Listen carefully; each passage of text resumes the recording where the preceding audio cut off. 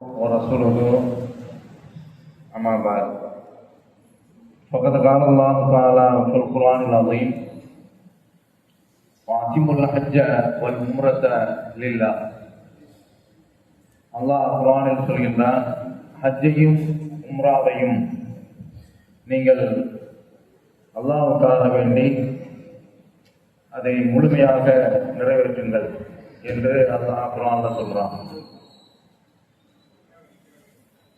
இதுல இந்த வணக்கத்தை பொறுத்தவரையில எல்லா வணக்கத்தையுமே அல்லாஹ்வுக்காக வேண்டிதான் செய்ய வேண்டும். அதுல அடுத்தவர்களுக்கு காட்டுறது என்று சொல்லக்கூடிய முகஸ்துதி, அதாவது பிறர் பாராட்ட வேண்டும் என்ற ஒரு நிலை நம்முடைய மனதில் வரக்கூடாது. தொழுகிறோம், இவர் ஒரு தொழுகையாளி என்று பாராட்டுவதற்காக வேண்டி நம்ம சொல்லக்கூடாது. அல்லாஹ்வுக்காக வேண்டி தொழுகையை நிறைவேற்ற வேண்டும். எல்லா வணக்கத்திலையும் இஹ்லாஸ் என்பது, இஹ்லாஸ் என்று சொன்னால் எந்த ஒரு வணக்கத்தையும் அல்லாஹ்வுக்காக வேண்டியே நிறைவேற்றுவது. அதுல கலப்படம் இருக்கக்கூடாது. இப்போ அந்த அடிப்படையில ஹஜ்ஜி என்ற இந்த வணக்கம், அதே போல உம்ரா என்ற இந்த வணக்கம், இதுல எல்லா அளவும் கூட நமக்கு கலப்படம் வரக்கூடாது. ஆனால் நடைமுறையில ஹஜ்ஜி அது ஒரு விளம்பரமாக ஆகியிருக்கு. இங்கிருந்து போகும்போது அதற்காக வேண்டி ஒரு வால் போஸ்டர் ஓட்டுறது, அங்கிருந்து திரும்ப வரும்போது அதற்காக வேண்டி வால் போஸ்டர் ஓட்டுறது. அப்ப இப்படி செய்யக்கூடிய இந்த வணக்கம் அத்தனையுமே அழிஞ்சு போயிடும். ஏனென்றால் நபி ஸல்லல்லாஹு அலைஹி வஸல்லம் அவர்கள் சொல்றாங்க, நாளைக்கு மறுமையில ஒரு அடிப்படை விஷயம் மட்டும் சொல்லிவிட்டு நம்ம அதுக்கு அடுத்து உள்ள போயிடுவோம். நாளை மறுமையில அல்லாஹ் தஆலா முதல்ல ஒரு வழக்கை எடுக்கிறான். மக்கள்லாம் வந்து நிக்கிறாங்க. அப்போ அதுல யாரு அல்லாஹ்வுக்காக வேண்டி போர்ல தியாகம் செய்தாரோ அவர் அழைக்கப்படுகிறார். அவரை அழைச்சி அல்லாஹ் தஆலா அவருக்கு செய்த அருட்படைகளை எல்லாம் சுருக்கமாக சொல்கின்றேன். அந்த அருட்படைகளை எல்லாம் அல்லாஹ் சொல்லி காட்டுறான்.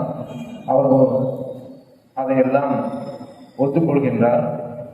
அப்போ கமாமில் தபீஹா, நான் இவ்வளவு அருட்படை செய்திருக்கிறேன், என்னப்பா செய்த என்று கேட்கின்ற பொழுது அப்போ அவர் சொல்றாரு, காத்தல் ஃபீக்க அத்தா உஸ்துஷித்து, நான் உனக்காக வேண்டி போரிட்டேன், அதிலே நான் கொல்லப்பட்டு விட்டேன், எனக்கு தியாகம் மரணம் கிடைத்து விட்டது என்று சொல்லும்போது அல்லாஹ் முகத்தில் அடித்தார் போன்று சொல்கின்றான், கதர்த்த, நீ போய் சொல்லிட்ட. உலாக்கின்னக்க காத்தல்த இல்லையா பாத ஜரீவன், நீ உலகத்துல போரிட்டதெல்லாம் நீ இறந்த பிறகு. இதுல வேடிக்கை என்னன்னா, அவன் அந்த போல கேட்கறதுக்கு இல்லை. அவன் இறந்த பிறகு உன்னை ஒரு வீரன் சொல்லி பாராட்டணும் என்பதற்காக இந்த காரியத்தை நீ செய்த. நீ இறந்த பிறகு அந்த பாராட்டுலாம் உனக்கு கிடைத்து விட்டது. அப்ப அதனால உலகத்தில் உள்ள அந்த கூலி உனக்கு கிடைத்து விட்டது என்று சொல்லி அப்படியே முகம் குப்பர நரகத்தில் இழுத்து தள்ளப்படுகிறார்.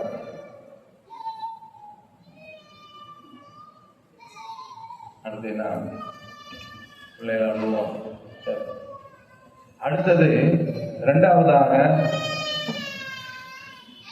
ஒருவர் அழைக்கப்படுகிறார். அவர் அழைச்சி அவருக்கு அல்லாஹ் செய்த அருட்கொடை எல்லாம் கேட்கிறான். அப்ப அவர் சொல்றாரு, இவர் யார் என்று சொன்னால், இவர் பெரிய காரி, பெரிய ஆளி. நீ என்னப்பா செய்ற என்று கேட்கின்ற போது, அல்லம் துல் இல்ம வ அல்லம் துஹு, நான் இந்த கல்வியை கற்றேன்,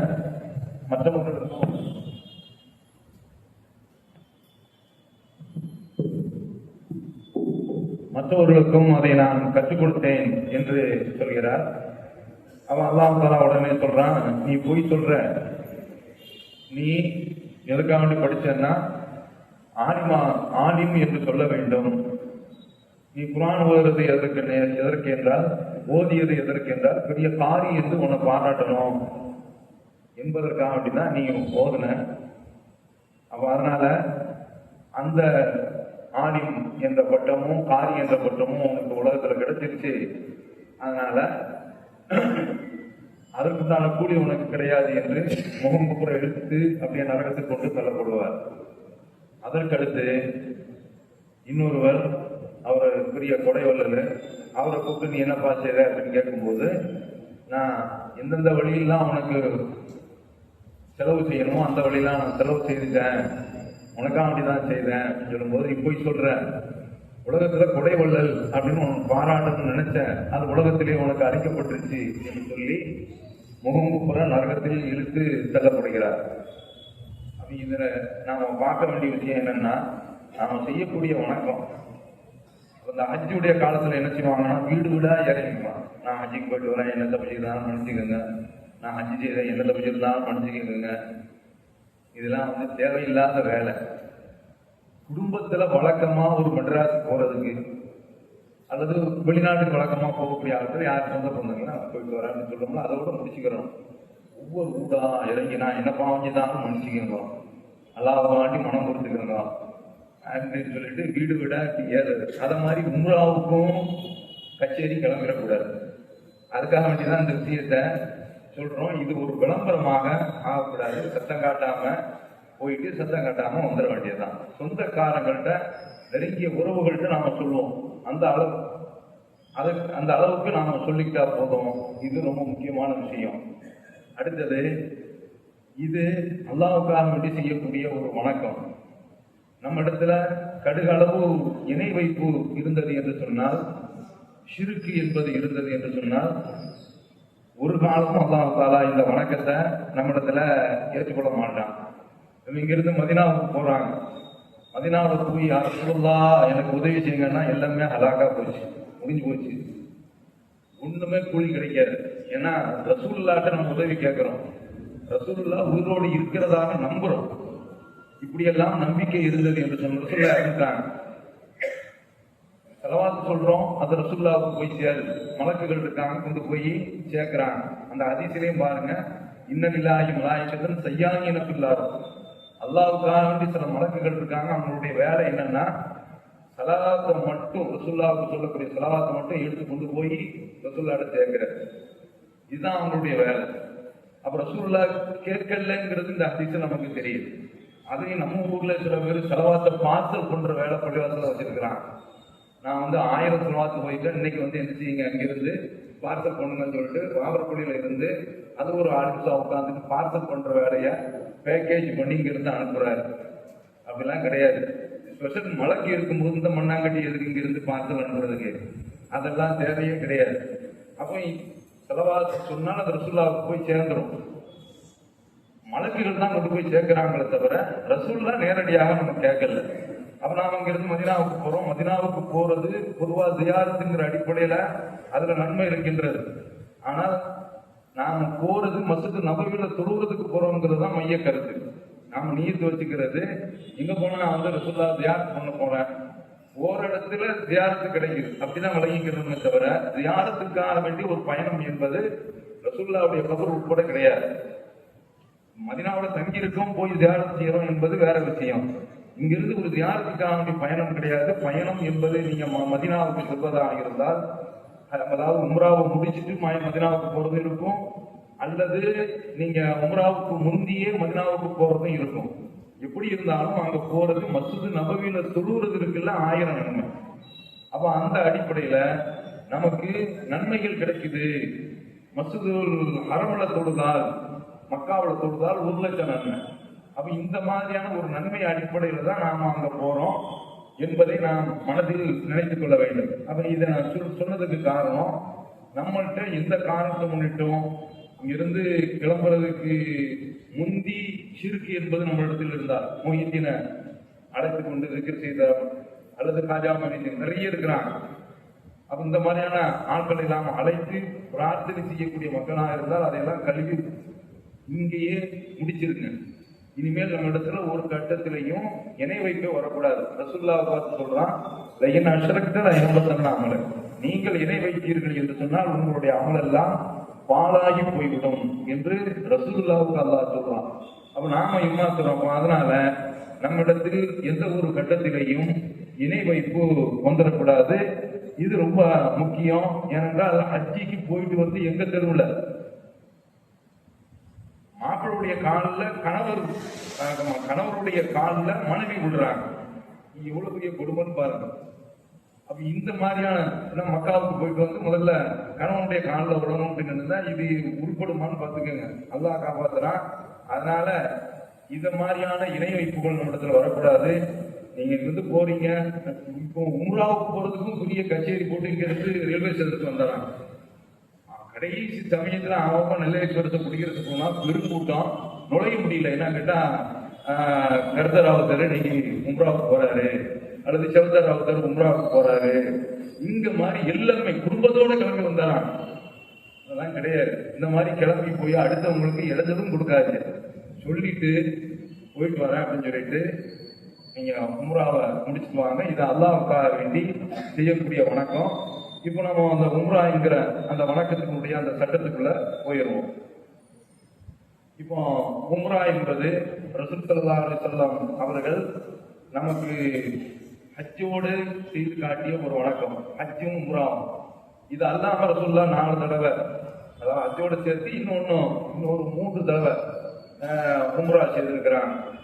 அப்போ இப்படி ரசூல் ஸல்லல்லாஹு அலைஹி வஸல்லம் அவர்கள் தனியாகவும் உம்ரா செய்திருக்காங்க, ஹஜ்ஜோடு சேர்த்தும் செய்திருக்கிறாங்க. அப்போ உம்ரா என்பது ஒரு நஃபிலான ஒரு வணக்கம். இப்போ நாம பிரதான தொழுகையை சொல்லுகிறோம், சுன்னத்தான வணக்கம் என்று இருக்கின்றது அல்லவா? அது மாதிரி இந்த ஹஜ்ஜுங்கிற வணக்கத்துல உம்ரா என்பது ஒரு நஃபிலான ஒரு சுன்னத்தான ஒரு வணக்கம். அது சக்தி உள்ளவர்கள் அந்த வணக்கத்தை செய்து கொள்ளலாம். இப்போ இந்த மக்கள் உம்ரா செய்கின்ற பொழுது இதற்கு என்று சில சட்டங்கள் இருக்கின்றன. அது என்னன்னு கேட்டா, இப்ப நம்ம எஹ்ராம் என்று கட்டிவிட்டால், எஹ்ராம் கட்டுறது அப்படின்னு சொல்றோம். எஹ்ராம் என்று சொன்னால் அதனுடைய அர்த்தம் என்னவென்றால், நாம உம்ராவுக்குள்ள நுழையிறோம். லப்பைக்க உம்ரத்தன் பின்னால சொல்வேன், யா அல்லாஹ் உனக்காக வேண்டி உம்ரா செய்கிறேன் என்று சொல்லிட்டா உம்ராவுக்குள்ள போயிடும். இதுக்கு அடுத்து சில காரியங்கள் செய்யக்கூடாது. அது என்னென்ன காரியங்கள் என்பது நமக்கு வருது. அப்போ அதனால அந்த காரியங்கள் நாமும் உதாரணத்துக்கு எடுத்துக்கிறோம். நகம் நமக்கு கையில வளர்ந்துருக்குது, பின்னால் அது பிரச்சனையா இருக்கு அப்படின்னு சொன்னா எஹ்ராமுக்கு பின்னால அது வெட்டக்கூடாது. அப்ப இந்த மாதிரியான சில காரியங்கள் எல்லாம் இருக்கின்றன. அதை நாம எஹ்ராமுக்கு முந்தியே முடித்துக் கொள்ள வேண்டும். அப்படிப்பட்ட விஷயங்கள் நகங்களை வெட்டுறது, இது நம்ம போறதுக்கு முந்தைய இந்த காரியங்களை முடிச்சிட வேண்டியது. ஆண்களாக இருந்தால் மீட்டைய கத்தரிச்சுக்கிறது, ஏனென்றால் எஹ்ராமுக்கு பின்னால இந்த காரியத்தை செய்ய முடியாது. அதே போல மானப்பகுதிகளில் உள்ள அந்த முடிகளை கலைந்து கொள்வது, இதுவெல்லாம் ரசூல் ஸல்லல்லாஹு அலைஹி வஸல்லம் அவர்கள் நாம எஹ்ராமுக்கு பின்னால இந்த காரியத்தை செய்யக்கூடாது என்று தடுத்திருக்கிறதுனால நாம அதற்கு முந்தியே இந்த காரியங்கள் எல்லாம் செய்து முடித்துவிட வேண்டியது. இப்போ உம்ராவுக்காக நாம் கிளம்புறோம் என்று சொன்னால் அதுல குளிக்கிறது சுன்னத். குளிக்கிறது எப்போ நம்ம எஹ்ராம் கட்ட போறோம் என்று வந்தால் அப்ப நம்ம அதுக்கு முந்தையே குளித்து தூய்மையாக ஆகிக்கொள்ள வேண்டும். இப்போ எஹ்ராமுக்கு பெண்களும் கிளம்புவாங்க. அப்ப அந்த சந்தர்ப்பத்தில் அவங்களுக்கு அந்த மாதம் ஏற்பட்டு விட்டது என்று சொன்னால் அவங்களும் குளிச்சுக்கலாம். எந்த அளவிற்கு ஹதீஸ்ல வருகின்றது என்று சொன்னால், இப்போ ரசூலுல்லாஹி ஸல்லல்லாஹு அலைஹி வஸல்லம் அவர்கள் ஹஜ்ஜுக்கு கிளம்பும் போது அஸ்மா பின்த் உமைஸ், இவங்க அபூபக்கர் ரலியல்லாஹு அவர்களுடைய மனைவி, அவங்களுக்கு முகமது என்ற ஒரு குழந்தை பிறக்குது. அப்படி பிறக்கும் போது ரசூலுல்லாஹ்ட்ட சட்டம் கேட்கிறாங்க, நான் பிரசவ தீட்டாகிட்டேன், என்ன செய்யலாம் என்று கேட்கின்ற பொழுது ரசூலுல்லாஹ் சொல்றாங்க, இர்தசிரி, நீ குளிச்சுக்கம்மா, நீ அந்த தேவையான ஆடையை மானப்பகுதியில் நீ அணிந்து கொள், வாஹரிமி, எஹ்ராம் கட்டிக்கொள் என்று ரசூல் ஸல்லல்லாஹு அலைஹி வஸல்லம் அவர்கள் சொல்றாங்க. அதற்கடுத்து முதல்ல எஹ்ராமுக்கு போறதுக்கு முந்தி உள்ள காரியங்கள் நாம செய்ய வேண்டியது குளிக்கிறது. இது ஏர்போர்ட்டுக்கு போறோம், அப்போ நாங்கள் வந்து 5 மணிக்கு நமக்கு பிளைட் என்று சொன்னால், பகல்ல 5 மணிக்கு பிளைட் என்று சொன்னால் ஏர்போர்ட்ல நம்ம 3 மணிக்கு இருக்கணும். அப்போ 2:30 மணிக்கு நாம குளிச்சுட்டு கொண்டு நல்ல ஆயத்தமாக கிளம்பணும். அப்போ அந்த மாதிரி கிளம்புறதுக்கு முந்தி, ஏறாம் கட்டுவதற்கு முந்தி, ஏறாம் கட்டுறதுனா என்னங்கிறது நான் கொஞ்சம் பின்னால சொல்றேன். அப்படி கட்டுறதுக்கு முந்தி குளிச்சுக்கிறோம். அதற்கு அடுத்து நறுமணம் பூசிக்கிறோம். ரசூல் ஸல்லல்லாஹு அலைஹி வஸல்லம் அவர்கள் இஹ்ராம் கட்டும் போது ஆயிஷா ரலியல்லாஹு அன்ஹா அவர்கள் அவங்களுடைய அந்த ஆடையில நறுமணத்தை தேய்ச்சி விடுறாங்க. இஹ்ராமுக்கு பின்னால நறுமணம் தடுக்கப்பட்டு அது செய்யக்கூடாது. இஹ்ராமுக்கு முந்தி நாம செய்து அந்த வாடை, அந்த நறுமணம் நமக்கு பின்னால் வரைக்கும் நீடிக்கலாம். எத்தனை நாள் நமக்கு தொடருதோ அது வரைக்கும் அந்த ஆடையில் அது தொடரலாம். அப்ப நாம இஹ்ராம் கட்டுறதுக்கு முந்தி நறுமணத்தை பூசிக்கொள்ளணும். இதுல சோப்புலாம் வந்து என்ன செய்ய முடியாது, போட முடியாது. குளிக்கும் போது சோப்பு போட்டு குளிச்சுக்கலாம். இஹ்ராமுக்கு பின்னால சாதாரணமா எப்பனாலும் குளிச்சுக்கலாம், எத்தனை தடவை வேணாலும் குளிச்சுக்கலாம். ஆனால் நறுமண சோப்புகள், வாசனை பொருட்கள் எதுவுமே என்ன செய்யக்கூடாது, பயன்படுத்தக்கூடாது. அப்போ இந்த அடிப்படையில நாம இந்த இஹ்ராமுக்கு தயாராக ஆகின்றோம். அடுத்தது இப்ப இஹ்ராம்னா என்ன, அதை விளங்கிக்கிறோம். இஹ்ராம் என்று சொன்னால் சில காரியங்களை நாம இஹ்ராமுக்கு பின்னால செய்யக்கூடாது. அந்த பட்டியலை தான் இப்ப சொல்ல போறேன். தக்பீர் தஹ்ரீமான் இருக்குது. தஹ்ரீமாவுக்கு அர்த்தம் என்னன்னு கேட்டா, அல்லாஹ் அக்பர் அப்படின்னு நம்ம தக்பீர் கட்டிட்டோமாக்கும் சில காரியங்களை செய்யக்கூடாது. என்னென்ன காரியங்கள்? பேசக்கூடாது. இப்போ நம்ம முன்னால பையன் ஓடி வரணும், எல்லாம் அப்பா அங்கே போ அப்படிலாம் அனுப்பிச்சு சொல்ல முடியாது. யாராவது வாசல்ல வந்து ஏமா நாங்க 3-4 பேர் கம்பெனி வந்திருக்கோம், நீங்க வந்துச்சுங்க அடுத்த கேளுங்க அப்படின்னு சொல்லி நிச்சய முடியாது. தக்பீர்ல தொடர முடியாது. என்ன நிலைமையோ அப்படியே தொடர்ந்து கொண்டு போவோம். நம்ம பள்ளியில நடந்ததுதான். இமாம குனூத்து போதல்ல. ஒரு அம்மா என்ன செய்திருக்குன்னா, குனூத்து போதல்ல அப்படின்னு சஜதாவுக்கு போயிருக்கு. புரியுதா? அப்போ அந்த மாதிரிலாம் என்ன செய்ய முடியாது, பேச முடியாது, சாப்பிட முடியாது, குடிக்க முடியாது. இதெல்லாம் தடை. இதுதான் தஹ்ரீமா. தக்பீருக்கு பின்னால இதுவெல்லாம் தடுக்கப்பட்டது என்று வருகின்றது. அதே போல இஹ்ராமுக்கு பின்னால் சில காரியங்கள் தடுக்கப்பட்டு விடுகின்றன. அந்த காரியங்களை நாம ஒருபோதும் செய்துவிடக்கூடாது. இது மார்க்கம் நமக்கு குர்ஆன் சொல்லக்கூடிய விஷயங்கள். இப்ப இதுல ஆண்களுக்கு மட்டும் பிரத்யேகமாக தடுக்கப்பட்ட விஷயங்கள் 2.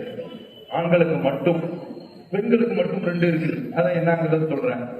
ஆண்களுக்கு மட்டும் தடுக்கப்பட்ட விஷயம் என்னன்னு கேட்டா, அவங்க தலையை ஒருபோதும் மூடக்கூடாது.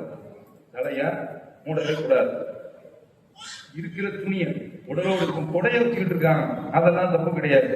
நம்ம ஒரு இடத்துல உட்கார்ந்துட்டோம், மேல ஒரு நிழல், மர நிழல் இருக்கு, அதெல்லாம் தப்பு கிடையாது. ஆண்கள் எந்த ஒரு காரணத்தை முன்னிட்டும் அவங்க இந்த உடலோடு சேர்த்து ஒரு துணியை வச்சு மூடக்கூடாது. படுக்கும் போது சரி, படுக்கும்போது கொஞ்சம் குளிராக இருக்குதுன்னு போர்வையெல்லாம் போட்டிக்க முடியாது. இதுதான் வந்து என்ன செய்திருக்குன்னா தடுக்கப்பட்டு இருக்கின்றது. அப்ப இப்படி நாம இஹ்ராமுக்கு பின்னால எந்த ஒரு கட்டத்திலும் தலையை மூடக்கூடாது. இது எதுல இருந்து எடுக்கிறாங்கன்னா, இந்த சட்டம் எதுல இருந்து எடுக்கிறாங்கன்னா, ரசூலுல்லாஹ்வுடைய காலத்துல அவங்க ஹஜ் செய்த வந்த ஒரு ஹாஜி வாகனம், அந்த ஒட்டகமோ அல்லது குதிரையோ அவருக்கு தள்ளி விட்ட உடனே வஃபாத் ஆயிட்டாங்க. அவங்க வஃபாத் ஆன உடனே ரசூல் ஸல்லல்லாஹு அலைஹி வஸல்லம் அவர்கள் சொல்றாங்க, லா துஸம்மிரு ரஅஸஹு, அவருடைய தலையை நீங்கள் மூடாதீர்கள். அப்படியே இஹ்ராம்ல இருந்தாருன்னா அந்த மாதிரியே அவர் என்ன போயாகணும். அடுத்து ரசூல் ஸல்லல்லாஹு அலைஹி வஸல்லம் அவர்கள் அவங்களுக்கு சொல்றாங்க, நறுமணத்தையும் பூசாதீங்க அப்படின்னு சொல்றாங்க. அதை நான் பின்னால சொல்றேன். அப்போ தலையை மூடக்கூடாது, ஆண்களுக்கு உள்ள பிரத்யேகமான சட்டம். அடுத்தது ஆண்களுக்குள்ள ஒரு முக்கியமான விஷயம், தையல் ஆடை அணியக்கூடாது. 2 வார்த்தை நீங்க அப்படியே மனசுல நினைச்சுக்க, ரொம்ப கஷ்டம்லாம் ஒன்றும் கிடையாது. தலையை மூடக்கூடாது, தையல் ஆடை அணியும். தானாவுக்கு தானா கவிதை மாதிரி வருது, புரியுதா? தையல் ஆடை அணியக்கூடாது, தலையை மூடக்கூடாது, தைல ஆடை அணியக்கூடாது. இந்த 2 விஷயங்கள் ஆண்களுக்கு உள்ளது. இப்ப ரசூலுல்லாஹ்ட்ட கேட்கிறாங்க, ஒரு எஹ்ராம் அணிந்தவர், எஹ்ராமுக்குள்ள நுழைந்தவர் என்னென்ன காரியங்கள் செய்யலாம் அப்படின்னு சொல்லி கேட்கிறாங்க. என்னென்ன ஆடைகள் அணியலாம் என்று கேட்கின்ற பொழுது ரசூலுல்லாஹ்வுடைய பேச்சு இருக்குல்ல, அது வஹீயினுடைய தொடர்புல உள்ளது. ரொம்ப விளக்கமா பேசுவாங்க, வார்த்தைகள் ரொம்ப சுருக்கமா இருக்கும், விளக்கங்கள் அதுல உள்ள நிறைய அடங்கி இருக்கும். அவர் ஸல்லல்லாஹு அலைஹி வஸல்லம் அவர் இடத்துல கேட்கிறாங்க, மா எல்பிசுல் முஹரிம் மினத்தியா, ஒரு எஹ்ராம் அணிந்தவர் என்னென்ன ஆடைகளை அணியணும் அப்படின்னு கேட்கும்போது ரசூலுல்லாஹ் இவங்க கேட்கறது நேர்மறையா கேட்கிறாங்க, பாசிட்டிவா கேட்கிறாங்க. ரசூலுல்லாஹ் எதிர்மறையா பதில் சொல்றாங்க, என்னென்ன அணியக்கூடாதுங்கிறத பட்டியலிடுறாங்க.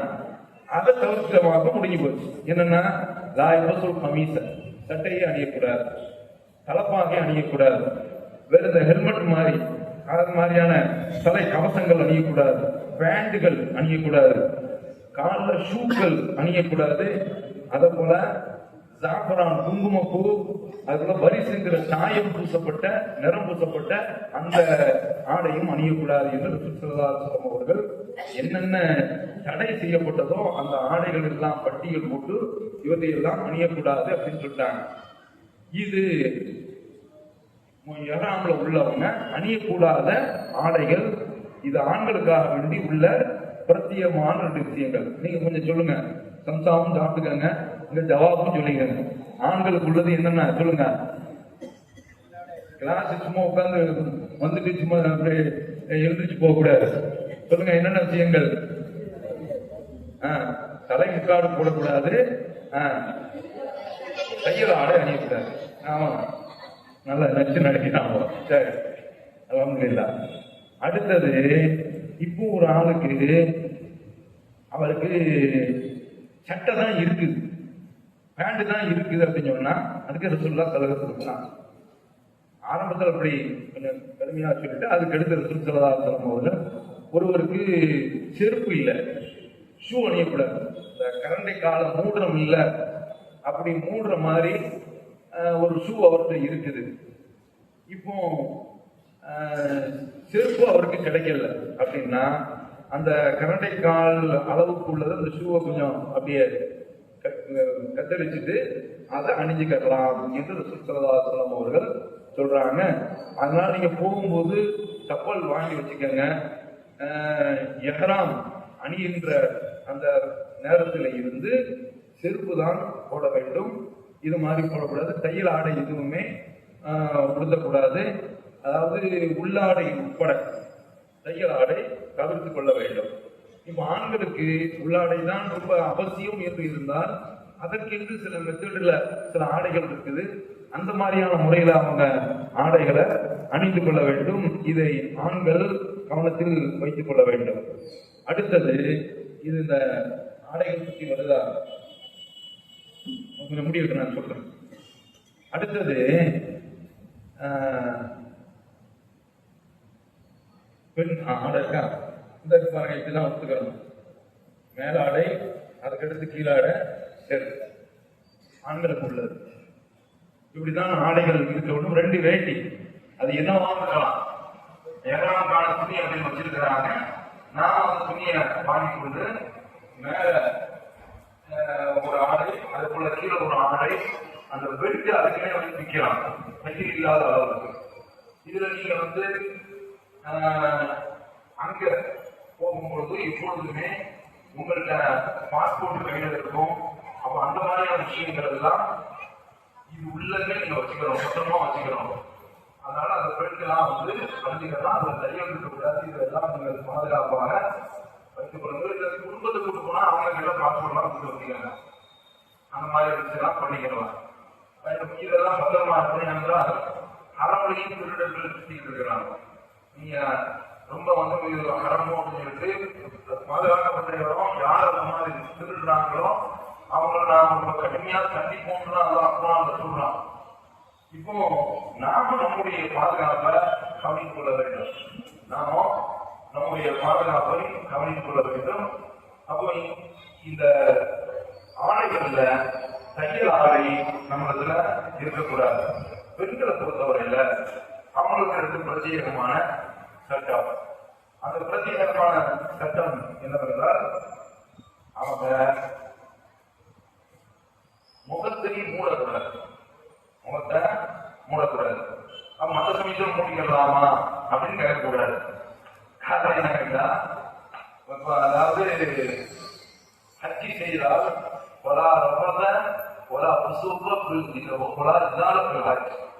ஹஜ்ஜி செய்யும் போது கெட்ட வார்த்தைகள்லாம் பேசக்கூடாது. அப்ப ஹஜ்ஜி முடிச்ச உடனே என்னென்ன மொத்தமா சேர்த்து வச்சிருந்தோமோ அதுல சேர்த்து வைக்க வேண்டியது, அடிச்சு கலா சேர்க்கிற வேண்டியது. அப்படி விளங்குவோமா? அது மாதிரிதான் இருக்கிற உள்ளது. நாம முகத்தை மூடக்கூடாது. இது ரொம்ப பர்பஸ் தான். அதான் நமக்கு சொல்லி தரலாம். ரசூலுல்லாஹி ஸல்லல்லாஹு அலைஹி வஸல்லம் அவர்கள் நமக்கு சொல்றாங்க. அதனால முகத்தை மூடக்கூடாது, கைகளுக்கு க்ளோஸ் போடக்கூடாது. இதுதான் பெண்களுக்கு உள்ள பிரத்யேக சட்டம். இப்போ திரும்ப மேல இருந்து வாங்க. ஆண்களுக்கு உள்ள பிரத்யேக சட்டம் என்ன? தலைமுக்கால் போடக்கூடாது, கையில் அடைய வைக்கக்கூடாது. பெண்களுக்கு உள்ளது முகத்தை மூடக்கூடாது, கைகள்ல. அப்போ பெண்களுக்கு தனியான சட்டம் 2, அதே போல ஆண்களுக்கு தனியான சட்டம் 2. இப்போ பெண்களுக்கு மத்தியில்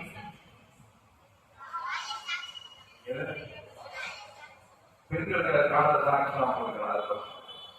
இதை கொடுத்து வச்சவங்க பெண்கள் தான். நிறைய அவங்களுக்கு தான் சலுகை இருக்குது. ஆண்களுக்கு தான் போட்டாதான் மாற்றான். இப்போ அடுத்தது, ஆண்களுக்கும் பெண்களுக்கும் சேர்த்து பொதுவான சட்டங்கள் அதை நம்ம பார்க்கிறோம். அது ஒரு 7 விஷயங்கள். ஆண்களுக்கும் பெண்களுக்கும் சேர்த்து பொதுவான விஷயங்கள் 7. முதல்ல எத்தனை சொன்ன? ஆண்களுக்கு 2, பெண்களுக்கு 2, அப்ப 4, மொத்தம் 11. மொத்தம் 11. இப்ப அந்த 7 நம்ம பார்க்கிறோம். 7 வந்து என்ன கேட்டா,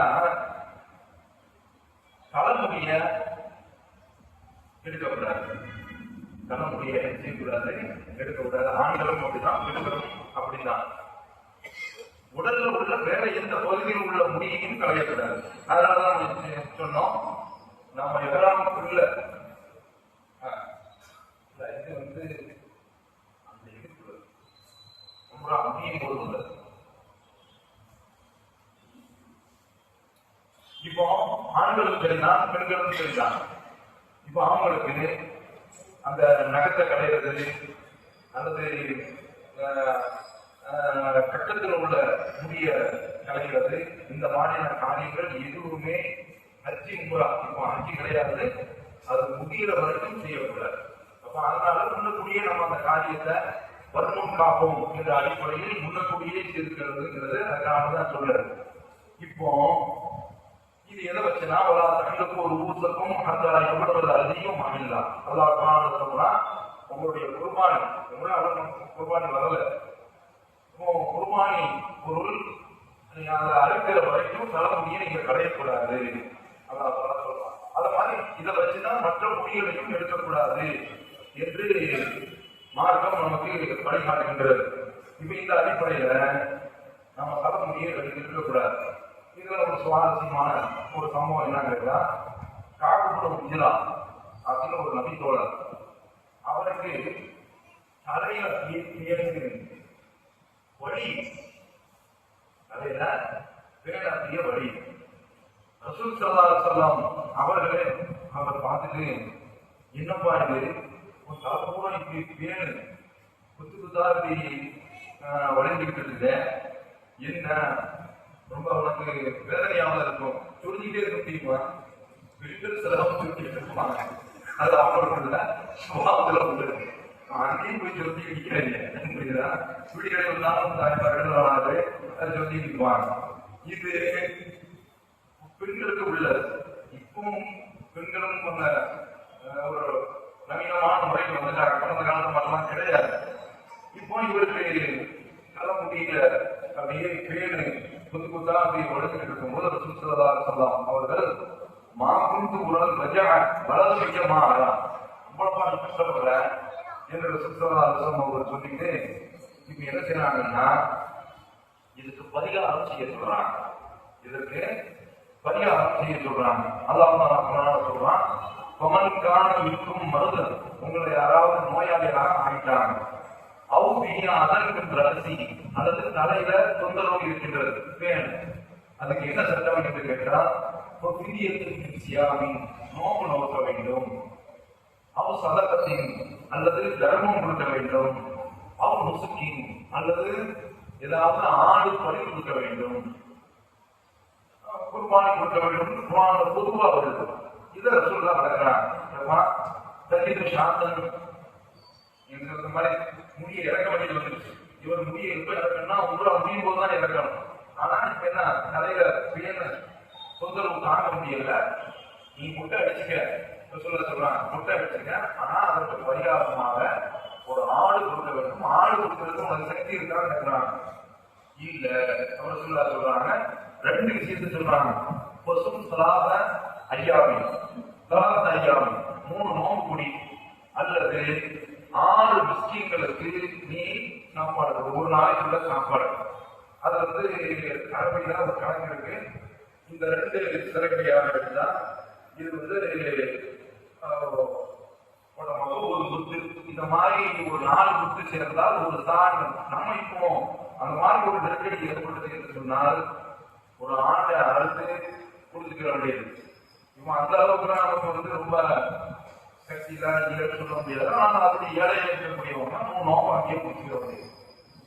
அடுத்தது அதற்கு முடியவில்லை என்றால் ஒரு 6 மிஸ்கீனுக்கு ஒரு நாளைக்கு முழுவதுமாக சாப்பாடு கொடுத்து விட வேண்டியது. இது அல்லாஹ் சொன்னதை ரசூல் ஸல்லல்லாஹு அலைஹி வஸல்லம் அவர்கள் விளக்கி சொல்றாங்க. சரி, இப்ப நம்ம பாயிண்ட் வந்துடுவோம். தலைமுடி இறக்கக்கூடாது, வேறு உடலில் உள்ள எந்த ஒரு பகுதியில் உள்ள முடியையும் இறக்கக்கூடாது, இது தடுக்கப்பட்டுருச்சு. அதுக்கடுத்து நகத்தை வெட்டக்கூடாது, நகத்தை வெட்டக்கூடாது.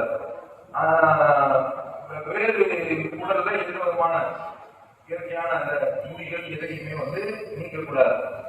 அதுக்கடுத்து நறுமண பொருட்களையும் பூசக்கூடாது, தடுக்கப்பட்டுருச்சு. இதுவெல்லாம் எஹ்ராமுக்குள்ள நுழைந்த முறையிலும் ஒருபோதுமே செய்யக்கூடாது.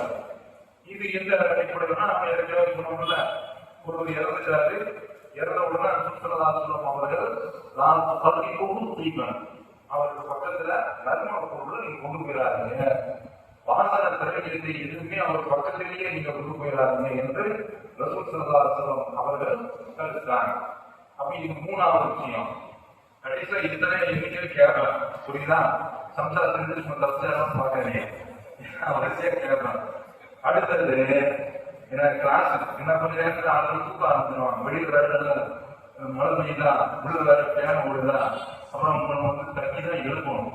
சரி, 4வது தடுக்கப்பட்ட விஷயங்கள் ரசூலுல்லாஹ் சொல்றாங்க, லா யுன்கிஹுல் முஹ்ரிமும் வலா யுன்கிஹு வலா யக்து.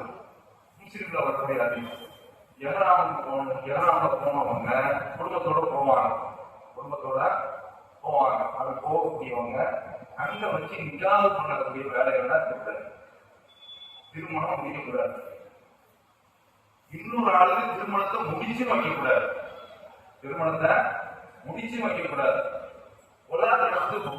பெண்ணும் பேசக்கூடாது.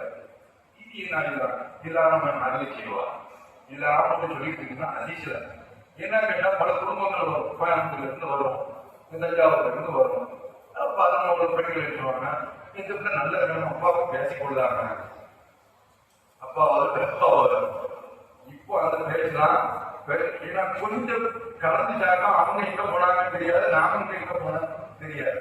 ஆளுக்கால புரிஞ்சு போயிடுவோம். அவங்க ஒரு பக்கத்துல போயிடுவாங்க, இந்த பக்கம் ஒரு பக்கத்துல போயிடுவோம். அதனால இதால சான்ஸ் சொல்லிட்டு இப்பவுமே என்ன பேசி முடிச்சிருவோம், அந்த பேச்சு விவகாரமே அங்க வந்துடக்கூடாதுங்கிறதுக்காக அங்க திருமணம் முடிக்கக்கூடாது, யாருக்கும் திருமணம் முடித்து வைக்கக்கூடாது, திருமண ஒப்பந்தமும் பேசக்கூடாது. நாளைக்கு நாங்க நிச்சயதார்த்தம் பண்றோம், அதெல்லாம் ஊர்ல வச்சுக்கீங்க அல்லது போன்ல பேசி நீங்க முடிச்சுக்க வேண்டியதுதான், இந்த மாதிரி விஷயம். ஆனா அதே சந்தர்ப்பத்தில் என்ன செய்யலாம்னா, நம்ம தெரிஞ்சிருக்காங்க பேசிக்கிறோம்னா இதுதான் பேசக்கூடாது. போன் நம்பர் அதான் வாங்கி வச்சுக்கிட்டு இன்னும் பேசிக்கங்க, அந்த இடத்துல இந்த மாதிரியான சேவைகளை எப்பவுமே பண்ணிடக்கூடாது, ரொம்ப முக்கியம். இது 4வது விஷயம். 5வது விஷயம், இந்த வார்த்தை இந்த கட்டுப்பாடு இருக்கிறேன், சேர்த்து கட்டி அணைக்கிறது, முத்தமிடுறது, இது போன்ற இந்த காரியங்கள் கூடாது. இது போதும், உங்களுக்கு ரொம்ப நீட்டு தேவையில்லை. அதற்கு அடுத்து சாமர்த்தியம் கூடாது. இக்காரணம் பண்ணிட்டோம், சாமர்த்தியம் கூடாது. அது இதெல்லாம் தடுக்கப்பட்டது. இது 6வது விஷயம். 7வது விஷயம், வேட்டையாடக்கூடாது. வேட்டையாட கடந்த காலத்துல வந்து என்ன செய்யறாங்கன்னா வேட்டையாடலாம். கடந்த காலத்துல அன்போ அந்த மாதிரிலாம் இருந்துச்சு. இப்போ நீங்க துபாய் போகும்போது ஏர்போர்ட்லயே வந்து நிறுத்திடுவான். இங்கேயே வந்து இவன் பயங்கரவாதி துபாய்க்கெல்லாம் வந்து ஆளை உறுதி கொடுத்தவங்க அங்கேயும் துபாய்க்கெல்லாம் வந்து முடியாது, தூக்க முடியாது. அது வேட்டைக்கு உண்டான அவசியம்லாம் இப்போ கிடையாது. அந்த மாதிரியான நிலையும் கிடையாது. எங்க பார்த்தாலும் ஜன சப்தம் தான். உம்ராவுக்கு போனாலும் அப்படிதான், ஹஜ்ஜில போனாலும் அப்படிதான். மக்கள் கூட்டமா இப்போ இந்த கவர்மெண்ட் என்ன செய்யறாங்க, ரொம்ப ஃப்ரீயா இருக்கான். 3 மாசம் உம்ராவுக்கு போயிட்டு அதுக்கடுத்து வேற எங்கெங்க போகணுமோ அங்கெல்லாம் போய்க்கலாங்கிற அளவுல நல்ல ஃப்ரீயா இருக்கிறனால நம்ம போயிருக்கிறதுல போன இடத்துல சரியான கூட்டம். ஒண்ணுமே அசைய செய்ய முடியாது. அந்த இடத்துல எந்த ராக்க பார்த்து அடிக்கிறது, எந்த குக்கை பார்த்து அடிக்கிறது, அதெல்லாம் ஒன்றுமே வேட்டையாடுறதுனால வாய்ப்பெல்லாம் கிடையாது. ஆனால் சட்டங்கிற அடிப்படையில நான் சொல்லிட்டேன். இதுல இப்போ திரும்ப உங்களிடத்துல கேட்கிறேன், சொல்லுங்க. மொத்தம் 7 காரியங்கள் தடுக்கப்பட்டது. அதுல 4 காரியம் நீங்க சொல்லலாம். அதுக்கடுத்துள்ளதான் கொஞ்சம் வார்த்தை, கொஞ்சம் கட்டுப்பாடான வார்த்தைகள். என்னன்னா, முதல்ல சொல்லுங்க,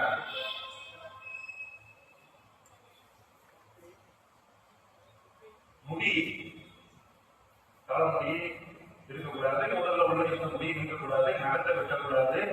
நறுமணம் பூசக்கூடாது. திருமண ஒப்பந்தம் பேசக்கூடாது. அதுக்கடுத்து கட்டியானது, முத்தம், அது போன்று தாம்பத்தியம், இதுவெல்லாம் தடுக்கப்பட்டது. வேட்டையாடல் தடுக்கப்பட்டிருக்கின்றது.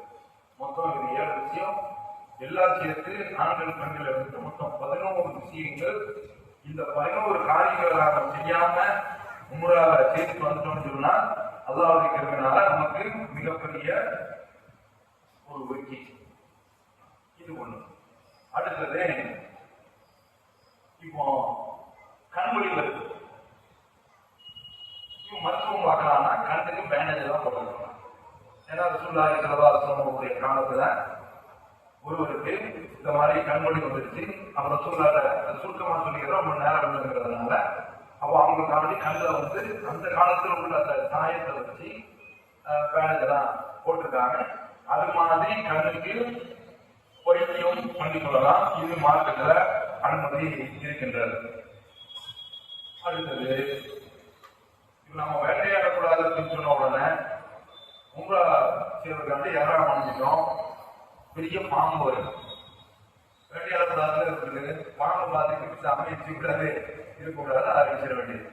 அது போல தேடு, எது நமக்கு வந்து வெறிநாய் வருது, வெறிநாய் வருது, இந்த மாதிரிலாம் இருந்தா அதையெல்லாம் அடிச்சு கொள்றதுக்கு மார்க்கத்துல அனுமதி இருக்கின்றது. அதை செய்து கொள்ளலாம்.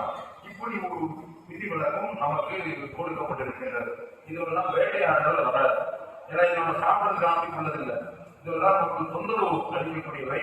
அந்த அடிப்படையில் பருந்து, காகம் இதையெல்லாம் அந்த பட்டியலில் ரசூலுல்லாஹி ஸல்லல்லாஹு அலைஹி வஸல்லம் அவர்கள் சேர்த்திருக்காங்க. அப்போ இந்த தடைகள் அத்தனையுமே நம்ம உம்ராவின் போது எல்லாம் கட்டியதற்கு பின்னால் செய்யக்கூடாது. இப்போ நாம எஹ்ராமுடைய எல்லை,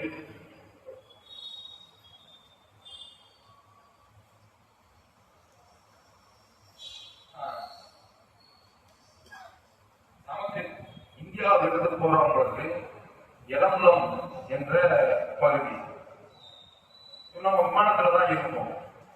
அப்ப நமக்கு அந்த இடத்துல சொல்லுவாங்க, யாராவது கட்டினீங்க பிளேட்லயே அனௌன்ஸ்மெண்ட் கொடுப்பாங்க. அப்படி அனௌன்ஸ்மெண்ட் வந்த உடனே நாம செய்ய வேண்டியது என்னன்னா, லப்பைக்க உம்ரத்தன் சொல்லுங்க,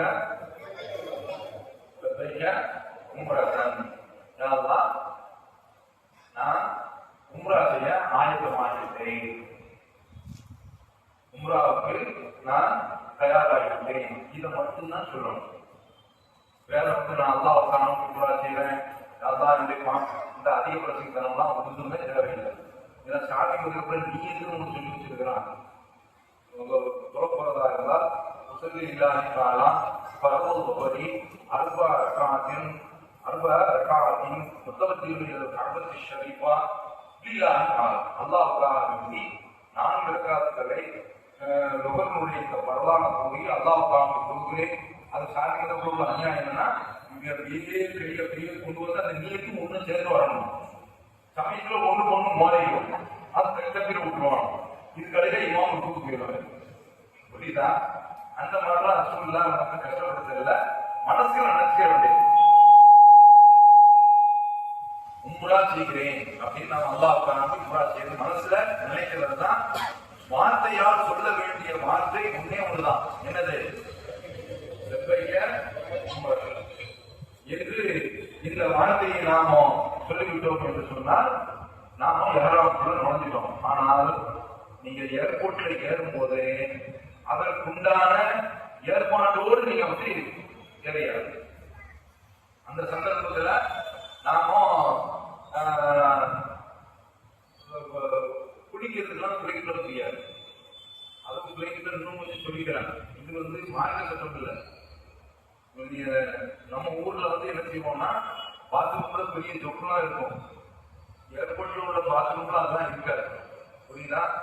அந்த அளவுக்குள்ள தண்ணீரை எப்படி உபயோகிக்கணும்னு முன்னாடி கேட்டுக்காங்க. நீங்க வந்து குடம்புறையே தண்ணீர் உள்ளதான் போக முடியாது, அதெல்லாம் முடியாது. அதை நீங்க வந்து ஆண்கள்லாம் கேட்டா அங்க எப்படி போகணுங்கிற அந்த ஒரு மெத்தட் சொல்லி தருவாங்க. அந்த அளவுக்குள்ள அந்த யூசேஜ் தான் அங்க நாம செய்துக்க முடியும். அப்ப நாம அங்க குளிக்க முடியாது. இது போன்ற இந்த காரியத்திற்காக முன்னக்கூட்டியே நாம வந்து ஏர்போர்ட்ல இருந்து கிளம்பும் போத அந்த 2ஆம் பஸ்ஸோட நாம கிளம்பி போய் விடுவோம் சொன்னா நீர் சொல்றதுதான் பாக்கி. அதை சொல்லிட்டு அப்படியே நம்முடைய பயணத்தை தொடர வேண்டும். அந்த பையன் என்று சொல்லிவிட்டு அடுத்து யாராவுக்கு என்று தொழுகை எதுவும் இருக்கிறதா என்று கேட்டால் கிடையாது. என்று தொழுகை என்று எதுவுமே கிடையாது. ஆனால் அதே சமயம் இப்போ நீங்க இங்கிருந்து போறீங்க, போகும்போது உங்களை யோசிச்சுவாங்கன்னா அவங்களுடைய அந்த சர்வீஸுக்கு ஏற்ப முதல்ல மதினாவுக்கு கூட்டு போயிடுவாங்க. எங்க கூட்டு போயிடுவாங்க? மதினாவுக்கு கூட்டு போயிடுவாங்க. மதினாவுக்கு போயிட்டு நீங்க அங்கிருந்து வருவதாக இருந்தால் மதினாவில் அந்த எவராங்களோட இல்லை. இப்போ போட்டி அதை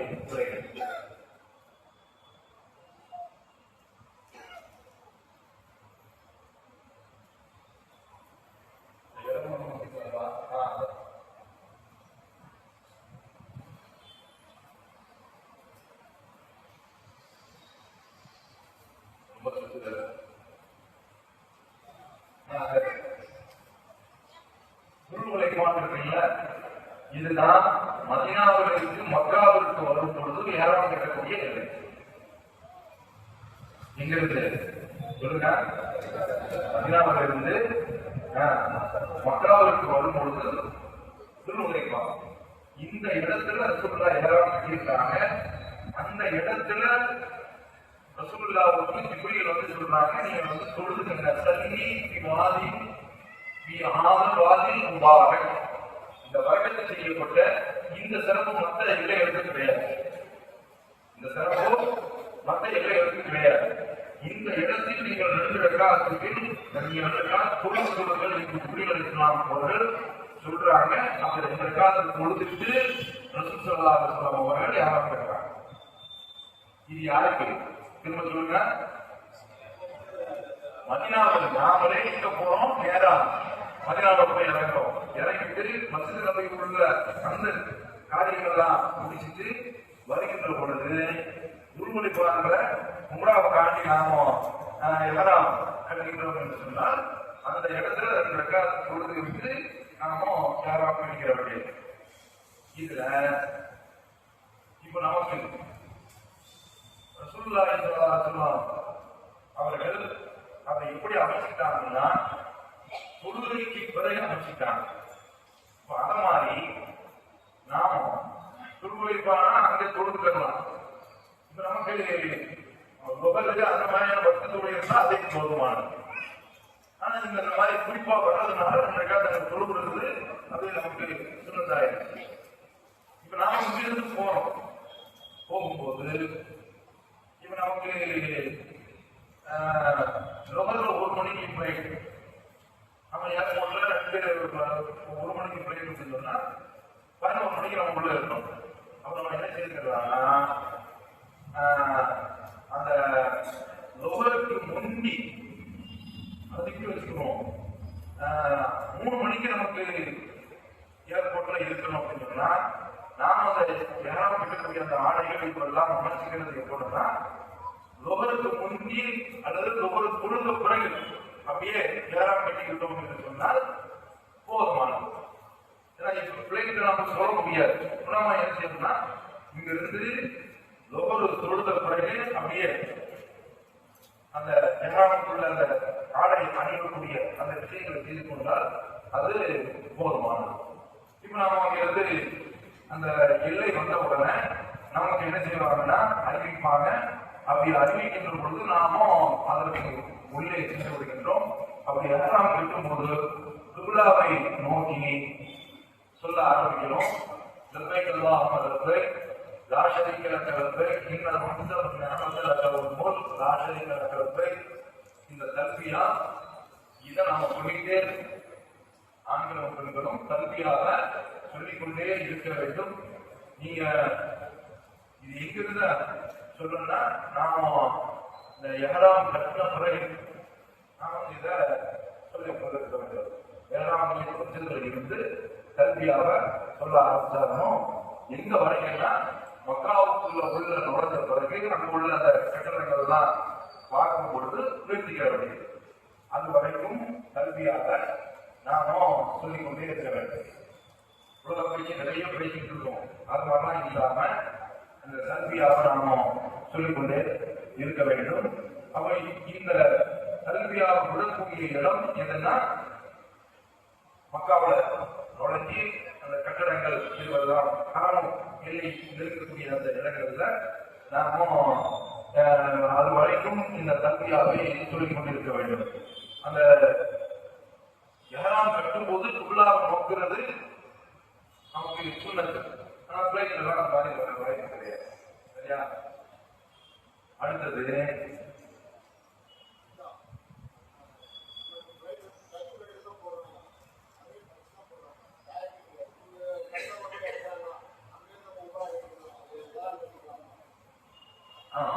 அது என்ன கேட்டது, இப்போ அவர் என்ன கேட்கிறாங்கன்னா கடைசியில் டவுட் வச்சுக்கலாம். இப்போ என்ன செய்யறாங்கன்னா டிரான்சிட் இவங்க இருந்து கத்தர் போய் அங்கே இருந்து மக்கா போறது, இந்த மாதிரி துபாய் போய் போறது. அப்போ அந்த மாதிரி இருந்தா என்ன செய்யறாங்கன்னா நாமும் துபாயில இறங்கி இந்த காரியங்களை செய்யணும். இங்க இருந்து செய்யறதுக்கு பதிலாக நாம என்ன செய்திருக்க வேண்டியது, எந்த இடத்துல போய் நமக்கு டிரான்சிட் நாம ஒரு 4 மணி நேரம் நம்ம இருக்க வைக்கலாம். அப்போ அந்த இடத்துல போய் இந்த காரியங்களை நம்ம செஞ்சுக்கலாம்.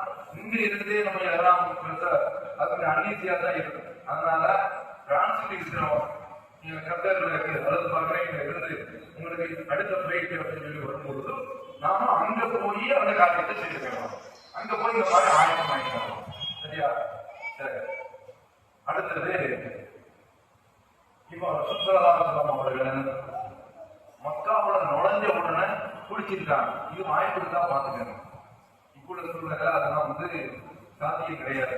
ஒரு ரூம் உங்களுக்கு எடுக்கப்பட்டிருக்கு அப்படின்னு சொன்னா போன உடனே ஏன்னா சுற்றுலா அவர்கள் அத ஹரமுக்குள்ள நுழைகிறதுக்கு முந்தி குளிச்சுட்டு அப்புறம் என்ன செஞ்சாங்க போயிருக்காங்க. அப்படி குளிக்கின்ற பொழுது நம்ம சோப் போடலாமா? போடக்கூடாது. இங்கதான் இருந்துக்காங்க. சரிங்களா? சோப்பு போடக்கூடாது. வேற எந்த நடக்கும் அதே சந்தர்ப்பத்துல இப்போ இப்ராபாசுக்கும் மிஸ்ருக்கும் மகரமா அப்படிங்கிறவங்களுக்கும் சின்ன ஒரு கருத்து ஏற்பாடு. தலையை தோண்டலாமா குளிச்சுட்டு அப்படிங்கும் போது இப்ராபாசு அதெல்லாம் தலையை தோன்றதுலாம் தப்பில்லா இருக்கிறாங்க. அவரோட மிஸ்வரு அதெல்லாம் கூடாது அப்படிங்கிறாங்க. இப்ராபாசுக்காக பெரிய ஒரு கல்வி தெரிந்த மகான் தான். அப்ப அவர் என்ன செய்யறதுன்னா இன்னொரு நபித்தோழருக்கு அனுப்பி அவர்கிட்ட போய் கேளுங்கன்னா அங்க அவர்கிட்ட கேட்கிறாங்க. அவர் அந்த சந்தர்ப்பத்தை பார்த்தா கிணத்துல குடிச்சிட்டு இருக்காரு. ஆனா திரை போட்டுதான் குடிச்சிட்டு இருக்காங்க. அவர் சொல்ல எப்படி குடிச்சாங்க அப்படின்னு சொல்லி கேட்கும்போது அவர் என்ன செய்யறாரு, தலையில கண்ணி ஊற்றி அப்படி நல்ல இது வரைக்கும் தொடர்ச்சி இப்படி நடத்தி, ஏன்னா இது ஏன் இருக்கிறாங்கன்னா முடிகள் உடுறதுக்கு வாய்ப்பு இருக்கு. அப்ப அதனால இந்த மாதிரி நடக்கிறாங்க, தலையெல்லாம் தோட்டிக்கிறாங்க. அவங்க குளிக்கும் போது தலையை தோட்டுறது அதெல்லாம் நமக்கு இப்ப நம்ம 2 ட்ரெஸ் வச்சுக்கிறோம். ஆண்களா இருந்தாலும் அவங்க என்ன செய்யறாங்க, ஒரு ட்ரெஸ் குளிச்சுட்டு குளிச்சுட்டு அதுக்கடுத்து இன்னொரு ட்ரெஸ் அப்படி மாத்திர மாதிரி வச்சுக்க வேண்டியது. அப்ப இந்த மாதிரி குளிக்கிறது அதெல்லாம் ஒன்றும் சொல்ல கிடையாது. போறதுக்கு முந்தி மக்காவுக்குள்ள நுழைஞ்ச உடனே அங்க குளிக்கிறது சொன்னது. அதற்கு அடுத்து ரசூலுல்லாஹி ஸல்லல்லாஹு அலைஹி வஸல்லம் அவர்கள் அந்த அவங்க நுழையும் பொழுது எந்த நேரத்தில் போயிருக்காங்கன்னா, பகல் நேரத்தில் ரசூல் ஸல்லல்லாஹு அலைஹி வஸல்லம் அவர்கள் ஹரமுக்குள்ள போயிருக்காங்க. இப்ப அந்த கணக்கெல்லாம் பார்க்க முடியாது. நமக்கு எந்த டயத்துல கிடைக்கின்றதோ அந்த நேரத்துல நாம உள்ளே நுழைந்து கொள்ள வேண்டியது. இவர் ரசூல் ஸல்லல்லாஹு அலைஹி வஸல்லம் அவர்கள் அங்க உள்ள நுழையும் போது உங்களுக்கு தெரியும், பாபுல் அல்லா அப்படின்னு போட்டிருப்பாங்க. அந்த வழியா உள்ள போயிருக்கிறாங்க. இது என்னன்னா அங்க உள்ள அந்த மக்குராவுக்கு நேரம் இருக்கக்கூடிய இடம், அல்லது பாபு பனி ஷேபா எல்லாத்தையும் உங்களுக்கு போட்டு கொடுக்கும். அந்த வழியா உள்ள போயிருக்காங்க. இது எதுக்குன்னா, உள்ள போன உடனே நமக்கு ஹஜ்ஜுல் அஸ்வத் கிடைச்சது. ஸ்டார்டிங் பாயிண்ட் இதுதான், ஹஜ்ஜுல் அஸ்வத் தான். அதனால இந்த வழியில போட்டுருக்காங்க. நீங்க எந்த வழியிலும் ஹரமுக்குள்ள போகலாம். உள்ள குழந்தை நீங்கள் பார்க்கிறீர்கள் என்று சொன்னால் ஒரு பச்சை விளக்கு எரியும் ஹரமுக்குள்ள. நீங்க நேரம் அப்படியே சுற்றி ரவுண்ட் அடிச்சு அந்த பச்சை விளக்கு எரியக்கூடிய இடத்துக்கு போய் சேர்ந்தீர்கள் என்று சொன்னால் அங்கதான் ஹஜ்ஜுல் அஸ்வத் போய் அதுக்கு நேர கீழே ஒரு பெரிய ஒரு கோடு போட்டுப்பாங்க. அதான் தவாப்பு ஆரம்பிக்கக்கூடிய ஸ்டார்டிங் பாயிண்ட், ஆரம்பிக்கக்கூடிய இடம். அப்ப அந்த இடத்துல நாம போறதுக்காக இந்த வாசல் தான் வழியாக நீங்க போங்க, ரசூலுல்லாஹ் அப்படி வந்திருக்காங்க அப்படிலாம் ஹதீஸ் வருகின்றது. அதுக்கு சாத்தியம் இருந்தால் அந்த வாசலை பார்த்துக்குள்ள நுழையலாம், அல்லது எந்த வாசல் வழியில நுழைஞ்சாலும் உள்ள போய் அந்த ஹஜ்ஜுல் அஸ்வதுக்குரிய அந்த இடத்திற்கு நாம போய் சேர்ந்துட வேண்டியது. இப்போ ஹரமுக்குள்ள நுழையணும், மெய்சில் இருக்கும். முதல்ல உள்ள நுழைஞ்ச உடனே அப்படியே உள்ள நினைக்கும், நான் காப்பாவை பார்த்துட்டேன் அப்படின்னு நிறைய துவா, அதெல்லாம் ஒண்ணும் கிடையாது. சாதாரண நம்ம பள்ளிவாசல்ல நுழையும் போது என்ன துவா ஓடுவோமோ அந்த துவா இருக்கும். அல்லாஹ் மஃப்தஹி அப்வாப ரஹ்மத்திக, யா அல்லாஹ் உன்னுடைய அருளுடைய வாசல்களை எனக்கு நீ திறந்து வைப்பாயாக.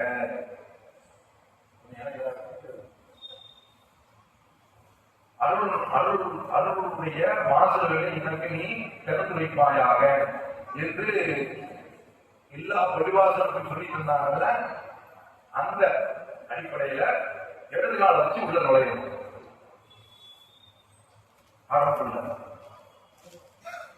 என்ன விசாரிக்கான்னு பாக்குறேன். வலது காலம் வச்சு உள்ள நுழையும். எனக்கு திடீர்னு அதிர்ச்சி வைத்தியம் கொடுத்தாதான் எனக்கு நிச்சய மின்சார கரண்ட் ஷாக் மாதிரி பக்கம் கொடுத்துட்டு இருக்கணும். இல்லைன்னா ஆள் முதல் சொல்லுவீங்க, தூக்கத்தை சொல்றேன். யாருக்காவது அவசரமா சொல்லிட்டு அப்படிதான் சொல்லிடுறேன். நம்ம எப்போதும் படிக்கும் போது அதான் முஸ்லீம் அமௌண்ட்னா சொல்றோம். அதனால மூத்த பத்தி நம்ம ஒன்றும் கவலைப்படாதீங்க, சரியா? சரி, இப்போ வலது காலை எடுத்து வச்சு உள்ள நுழையணும். வெளியில வரும்பொழுது அல்லாஹ் அசலுக்கும் பகுதி இந்த துவா பள்ளிவாசல் போகக்கூடிய துவாதான். அப்ப இப்படி உள்ள நுழைஞ்சி நேராக நாம செல்லக்கூடிய இடம் ஹஜ்ஜுல் அஸ்வத் அந்த கார்னர். இப்ப அந்த காபா பொறுத்தவரை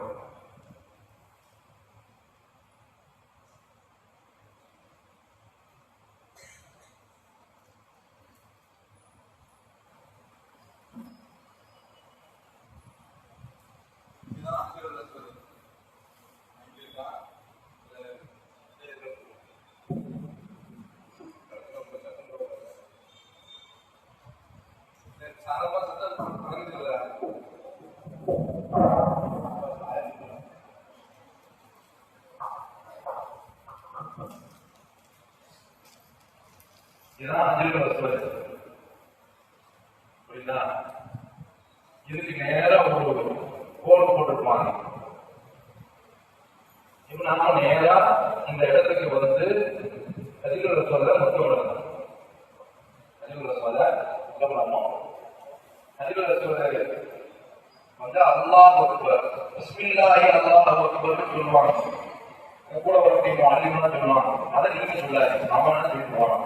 உங்களால முடிஞ்சா அது கிடையாது அதிசல அப்படின்னு சொல்லுங்க. சண்டை போட்டாலும் நான் இல்லாத சில அஜில வாக்காதான் கிடையாது. அவன் எவ்வளவு பார்த்துட்டு நாம போயிட்டு இருக்க வேண்டியதான். அவன் அல்லாஹ் அக்பர் அப்படின்னு சொல்லிட்டு இதுல நாம முத்தம் விட்டுட்டு இதுல முத்தம் விடுறதுக்கு முதலால முத்தம் விடுறது வாய்ப்பு கிடைச்சா அதெல்லாம் நடக்காத காரியம். அதுல போய் நீங்க உயிரெல்லாம் யாரும் வச்சு கொடுக்குறாரு. முத்தப்பட போனா மொத்தமா போயிட்டேன், போயிட்டு அப்புறம் போயிட்டு திரும்ப வாங்க. புரியுதா? அதுக்கெல்லாம் முன்னாடி ஒரு கூட்டம் இருக்காங்க. பேப்பரோ எல்லாருமே வருவாங்க. டீச்சர் உடனே கொடுக்க முடிஞ்சவனா போய் அங்க போய் நின்றுவான். அங்கேயும் போலீஸ் நீக்கலாம் தடுக்கிறான். அதான் அவனுக்கு பெரிய விஷயம் அதை புத்தகம் சொல்ல போறான். அதுல சொல் அந்த கடலுக்கு சிறப்பு இருக்குது. அது பாவத்திலாம் கடலுக்குலாம் அங்கீசில வருது. ஆனா அவன் ரொம்ப ரசூல் அதெல்லாம் ரொம்ப முக்கியத்துவம் கொடுக்கல. அப்போ வாயால முத்தமிடணும், வாயால முத்தமிடணும். வாயால முத்தமிடவில்லை என்று சொன்னால் நாம வந்து கையை வச்சு தொடரலாம். கையை வச்சு தொடரலாம். தொடர்றதுதான் வாயை சொல்லிக்கிறதா கையால சொல்லிக்கிற வேண்டியது. கையாலே தொட முடியவில்லையா? செய்ய செய்திருக்க வேண்டியது. அவர் சுற்றுலாதாரன் அவர்கள் இந்த அடிப்படையில் நமக்கு இந்த ஹஜ்ஜுல் சொல்லுடைய விஷயத்தை நமக்கு சொல்றாங்க. இப்ப நாம இங்க இருந்து கவனமா ஆரம்பிக்கணும். இந்த இடத்துல இருந்து இதுல இருந்து ஆரம்பிச்சு ஹஜ்ஜுல் அஸ்வதுக்கும் ஹஜ்ஜுல் அஸ்வது ஒரு தவா மொத்தம் எத்தனை தவா? 10 தவா. 7 தவா. அப்ப 7 தவாக்கு வந்து இங்க இருந்து ஆரம்பிச்சு அப்படியே சுத்தி வந்து இங்க வந்து முடிச்சா எத்தனை முடிஞ்சிருக்கு? 1. அதான் ஆரம்பிக்கிறோம். அதுக்கு அடுத்து இன்னொரு விஷயத்துல எல்லாம் இருக்காங்க.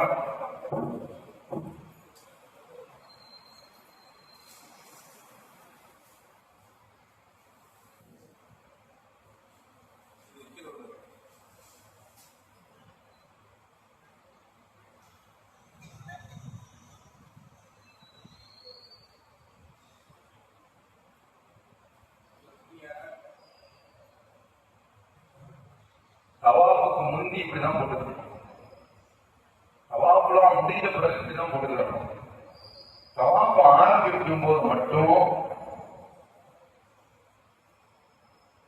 இப்படி நாம ஆரம்பிக்கலாம்.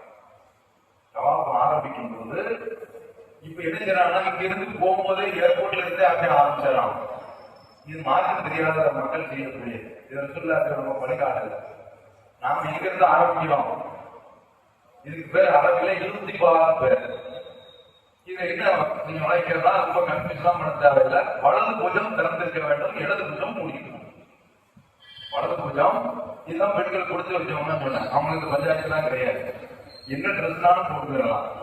இவனும் ஆண்களுக்கு தான் வந்து என்ன இந்த மாதிரியான பஞ்சாயத்து எல்லாம் இருக்கின்றது. ரசூலுல்லாஹ்வுடைய கட்டளை அப்படி செய்திருக்கிறாங்க. அப்போ நாம இந்த எஹ்ராம் தவாப்பு ஆரம்பிக்கும் போது வலது பூஜம் திறந்திருக்க வேண்டும், இடது பூஜம் முடிக்க வேண்டும். இந்த 2 சிம்பும் இந்த போடுக்கும் போது இந்த கட்டத்துக்குள்ள இப்படி வர மாதிரி வச்சுக்கிறோம். இது திறந்திருக்க வேண்டும். இப்போ இந்த மாதிரி அமைந்து கொண்டு நாம தவா செய்யும் போது இங்கிருந்து ஆரம்பிக்கிறோம். ஆரம்பிச்சா இதுல வந்து நாம இது மகாம் இப்ராஹிம் நாம இந்த சவால் வந்து இப்படி ஆரம்பிச்சு இது காபாவுடைய இன்னொரு முனை, அதாவது ஹஜ்ஜுல் அஸ்வதுக்கு பேனர்களாக நேராக இருக்கிறது இந்த முனை. இந்த முனைக்கு வந்த பிறகு இது வந்து அரைப்பட்டோம். இப்ப என்னது காபா ஆரம்பத்துல இது வரைக்கும் இருந்துச்சு. எது வரைக்கும் இருந்துச்சு? ஆரம்பத்துல அது வரைக்கும் இருந்துச்சு. ரசூலுல்லாஹ் வந்து நாங்க மாற்றம் செய்யல அப்படின்னா முழுசா ஆகிற அப்படிதான் கேட்கும்போது நான் உங்களுக்கு நான் போகல அப்படின்னு சொல்லலாம். முடிச்சுட்டாங்க. ஆனாலும் காபாவுடைய நிலை குறையும். சில பேர் என்ன செய்யறாங்கன்னா நம்ம ஊர்ல பைபாஸ்ல வர மாதிரி எப்படி போயிட்டு அப்படி வந்தாங்க புரியுதா? பைபாஸ்ல போயிட்டு வந்தா முடிஞ்சு போச்சு. உம்ராவும் கிடைக்காது, ஒண்ணும் கிடைக்காது. சும்மா போயிட்டு வந்ததுதான் இது அந்த மாதிரி முடியாது. இதையும் சேர்த்து நம்ம சுத்த வேண்டும். அடுத்த முனை இந்த இடத்துல இதுக்கு பேரு ருக்குனுல் யமானி. இதுக்கு பேரு ருக்குனுல் யமானி. அந்த இடத்துல சின்ன இடம் மாதிரி ஒரு ஓட்டை ஒரு கல் இருக்கு. அந்த அதுல எல்லாம் முத்தம் விடுறது சுண்ணத்து கிடையாது. கையால சொல்றதுதான் சுண்ணத்து. கையால சொல்றதுதான் சுண்ணத்து. கையால சொல்றதுக்கு வாய்ப்பு இல்லை. கை காட்டலாமா? அந்த அந்தஸ்து எதுக்கு மட்டும்தான்? அதுக்கு ரசத்துக்கு மட்டும்தான். அங்கே அவங்களுக்கு சொல்றதுக்கு வாய்ப்பு இல்லைன்னா டாடா காட்டுற வழியில அங்க கிடையாது. கேட்க வேண்டியதான் அந்த இடத்துல வருவது. இப்போ நாம முதல் சுற்று அப்படிங்கிறது இந்த இடத்துக்கு வந்துட்டோம் என்று சொன்னால் இந்த இடத்துல இருந்து அறிவுலகம் வரைக்கும்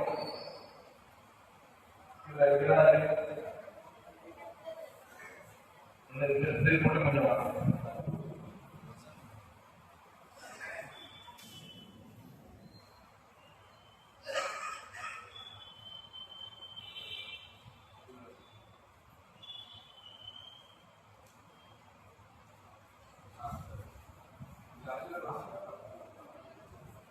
இந்த அஞ்சுல வருது. நீங்க அந்த சைடு ஆமா வரோம். இது 1, அதுக்கு 2, இந்த பக்கம் 3. இதுதான் ருக்குனுல் யமானி. உங்களுக்கு ருக்குனுல் யமானி. இந்த ருக்குனுல் யமானிக்கும் ஹஜ்ருல் அஸ்வதுக்கும் வரக்கூடிய இடத்துல ரப்பனா ஆத்தினா துன்யா ஹஸனத்தன் வஃபில் ஆখিরাতি ஹஸனத்தன் அப்படின்னா அல்லாஹ்வுடைய ரசூலுல்லாஹி ஸல்லல்லாஹு அலைஹி வஸல்லம் அவர்கள் சொல்லி தந்த திக்ர் இந்த ஒண்ணுதான். ஆனா பேப்பர்ல என்ன செய்யறாங்கன்னா இங்கிருந்து முனாஜாத் கிதாபுலாம் தூக்கிட்டு வந்தாங்க. தூக்கிட்டு வந்து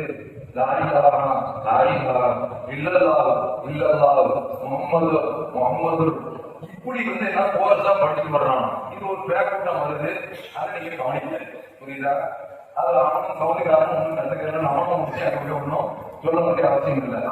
தவாப்புல உள்ள திக்ரு என்ன? ஒரே ஒரு திக்ரு தான். என்ன மட்டும்தான்? ரப்பனா ஆத்தினா துன்யா ஹஸனத்தோ வஃபில் ஆখিরাতি ஹஸனத்தோ வஃகினா அதாப். அஸ்ஸலாமு பையன் நல்லா சுறுசுறுப்பா இருக்காங்க. சரி எங்க தூக்கி வந்துக்கோங்க.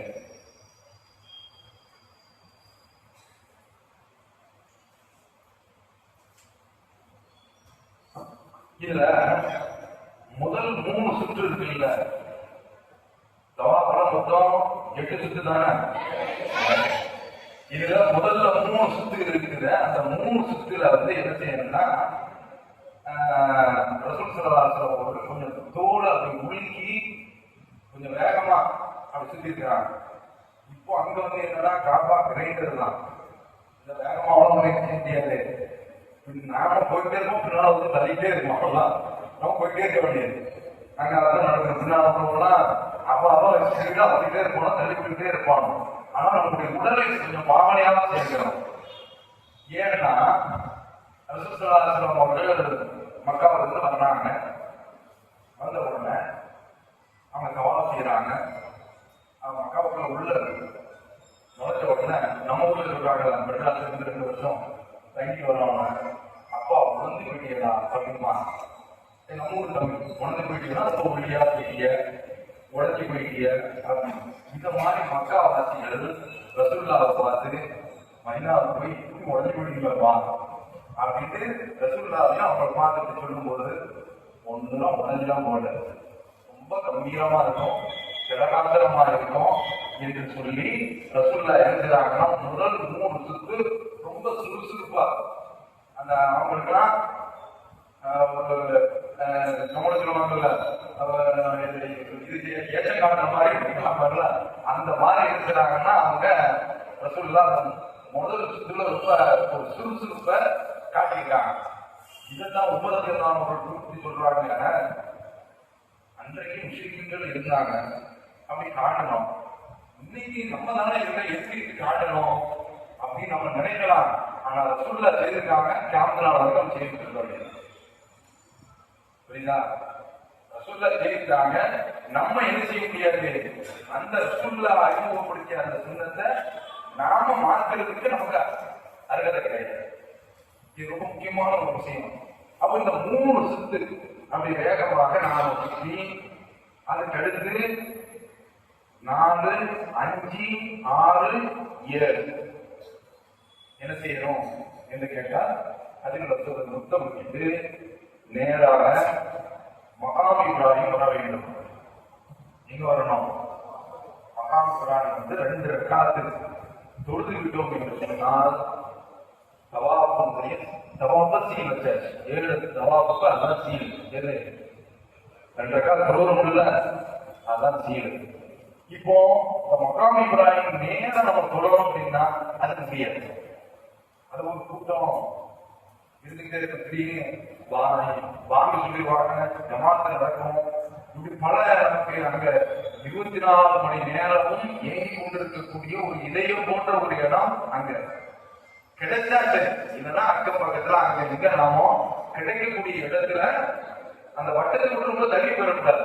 சின்ன இடத்துல மஷாலா ஏதாவது நமக்கு அந்த பாதுகாப்பு முடியும். ஒரே நம்ம வேறு திசையில போய்கிட்டு தோற மாதிரியான சூழ்நிலை எல்லாம் வராது.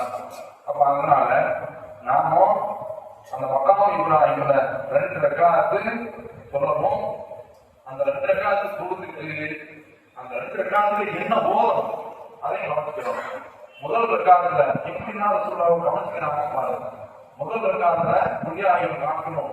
2வது ரக்காத்துல அளந்தர கைப்பார் உருவதாக.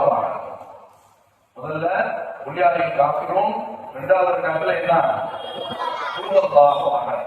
இதை முடிச்சுட்டு சலாம் கொடுத்து மீண்டும் அங்கிருந்த சொல்ல இப்போ அதெல்லாம் முடியாது. என்ன செய்யணும்?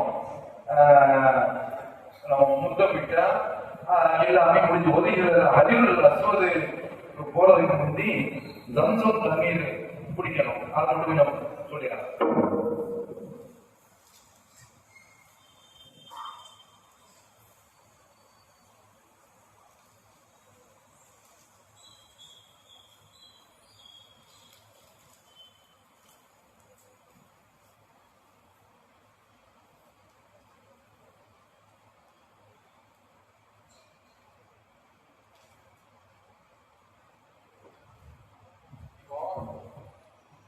இந்த 7வது தவாஃப் முடிஞ்ச உடனே இந்த துணிகள்ல வலது வந்து திறந்த முடியல, அதை மூடியாங்க ஆண்கள். இதோட முடிஞ்சு. இதுக்கு அடுத்து திறந்து வைக்கக்கூடாது. முன்னாலையும் பின்னாலையும் செய்வது கிடையாது.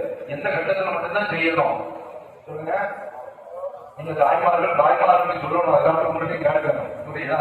வந்துக்கூடிய மக்கள் அவங்க மரத்தை செய்யறத சொல்றோம். அப்ப நம்ம நிச்சயம் தவாஃப் முடிஞ்ச உடனே தொடும் பொழுது என்ன செய்யணும்? மூடியாது. மக்காம் இப்ராஹிம் தொழுவோம் இல்ல, தொடும் பொழுது நாம கொஞ்சத்தை மூடி விட வேண்டும். மூடிட்டு தான் நாம என்ன செய்யணும்? தொழ வேண்டும். அப்ப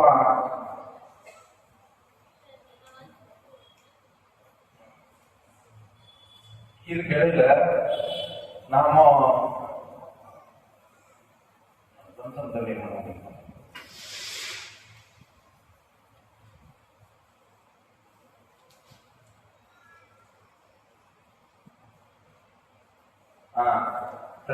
தொழுது முடிச்ச உடனே நேராக போய் ஜம்சம் தண்ணீரை குடிக்கிறது. குடிக்கிறதோடு மட்டுமல்லாமல் தலையும் ரசூலுல்லாஹ் ஊற்றிருக்காங்க. இவங்க பெண்கள் தலை உட்கார்ந்து தண்ணி அப்படியே என்னன்னா ஜம்சம் தண்ணீர் இருக்குல்ல, அது சிறப்பான தண்ணீர். அது ஜலதோஷம் வரும் அப்பதான் நினைக்க முடியல. நல்ல கையில் அருகே நாம மேல குடிச்சிக்க செய்யணும். தலையில கஷ்டமான அளவு குடிக்க ஆரம்பிச்சிடாங்க. ஊத்திக்கிறது ஊத்துறது இருக்குல்ல, அதான் கணக்கு. அப்படி நாம ஊத்திக்கிட்டு இதற்கு அடுத்து நாம இங்க வரணும். அலுவலகத்துக்கு முத்தமிட வரணும். அப்படி முத்தமிடுறதுக்கு வாய்ப்பு இருந்தால் நாம செய்து கொள்ள வேண்டியது. இல்லை என்றால் அடுத்து நாம எங்க போயிடணும்னா சபா மர்வா மர்வாவுக்கு போயிட வேண்டியது. சபா அப்படிங்கிறது இந்த சபா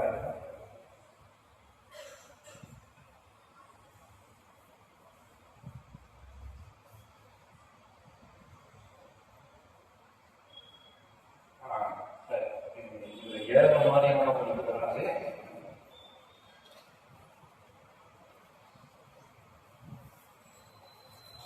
நேரமாகிறது இதை முடிச்சுட்டு இதுதான் சபா.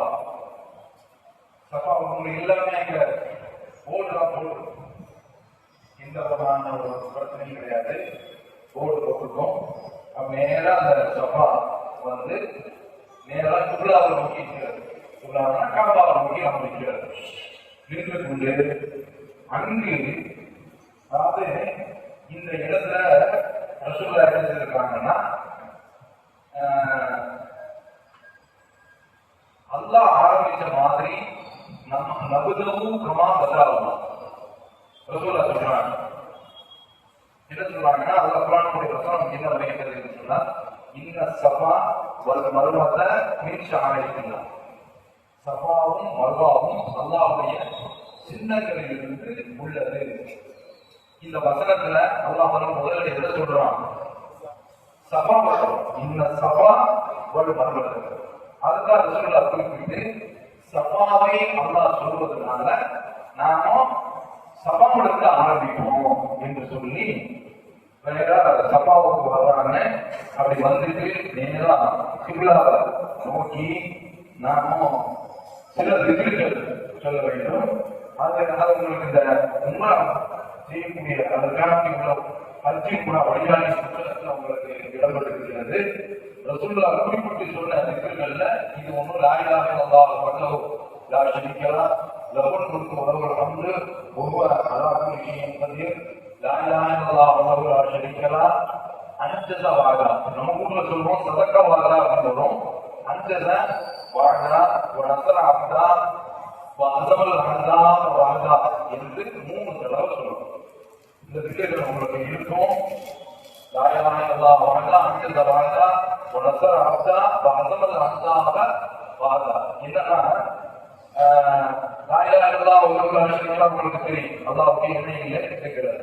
இது என்ன கேட்டா லா இலாஹா இல்லல்லாஹ் வஹ்தஹு அல்லாஹ்வே தனித்தவன். அன்ஜஸ வாதா அவன் தன்னுடைய வாக்குறுதியை நிறைவேற்றினான். என்ன வாக்குறுதி? முஸ்லிம்களாகிய உங்களை நான் காப்பாற்றுவேன் இந்த எதிர்களிடத்தில் இருந்து. இந்த காபம் ஒரு காலத்துல யார்கிட்ட இருந்துச்சு? அவன்கிட்ட இருந்துச்சு. அதை பிடிக்க அல்லாஹ் தான் நமக்கு தந்திருக்கான்.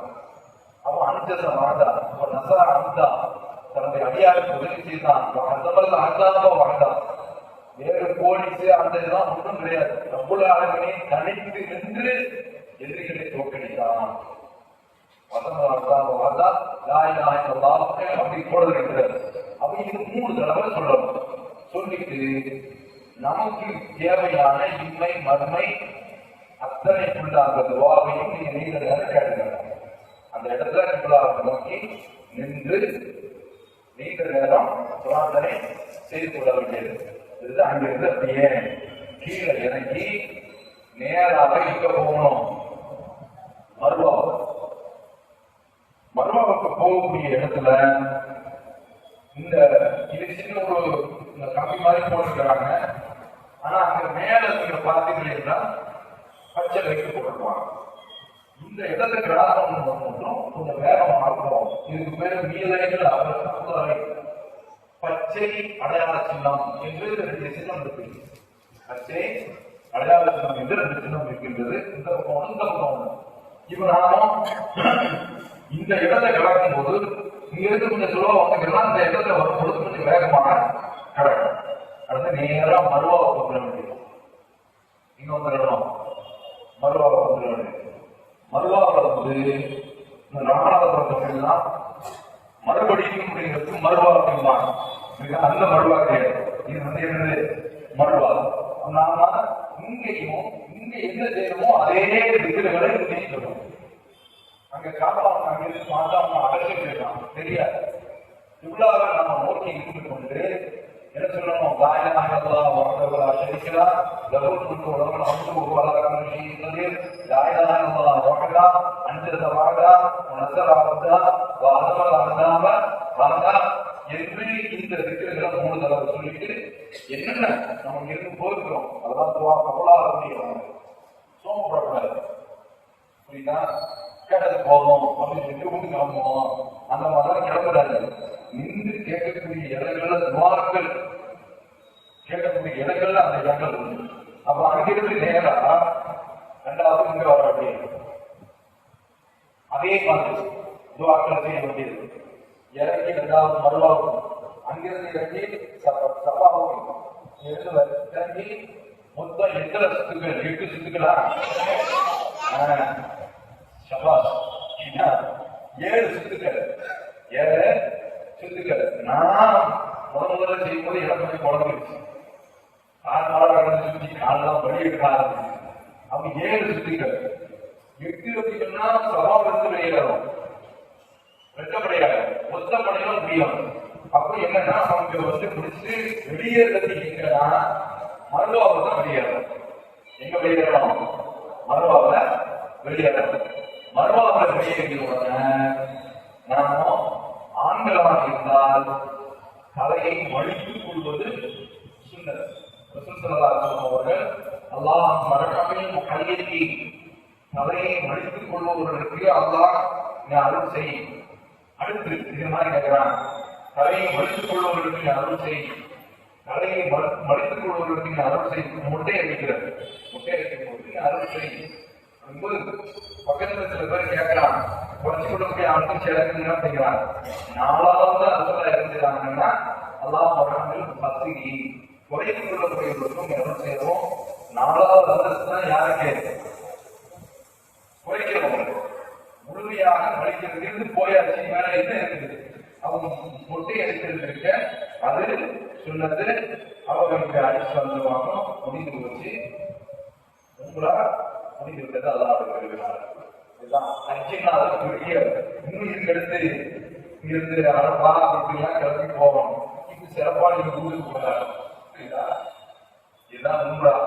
இப்ப இதுல அவங்களுக்கு எதுவும் டவுட் இருந்தா நீங்க கேட்டுருங்க. எது?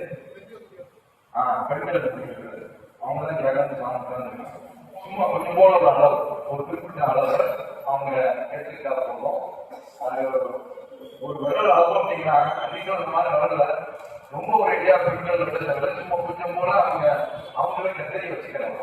இதெல்லாம் ஒரு சான்ஸ் இருக்கு, மூடி கொடுக்கணும்னு சொல்லிட்டு. ஏன்னா நீங்க அங்க வரிசையில அங்க ஆளுக்கு நாளுக்கு சரி வராது. அது கத்தரி அளவுக்கு கொடுத்தாங்க. குடும்பத்தில் உள்ளவங்க வச்சுக்கலாம். அது முடிஞ்சு விடும். வணக்கம். நிறைய இதுதான் 1வது அர்த்தம். 2 அதாவது சபா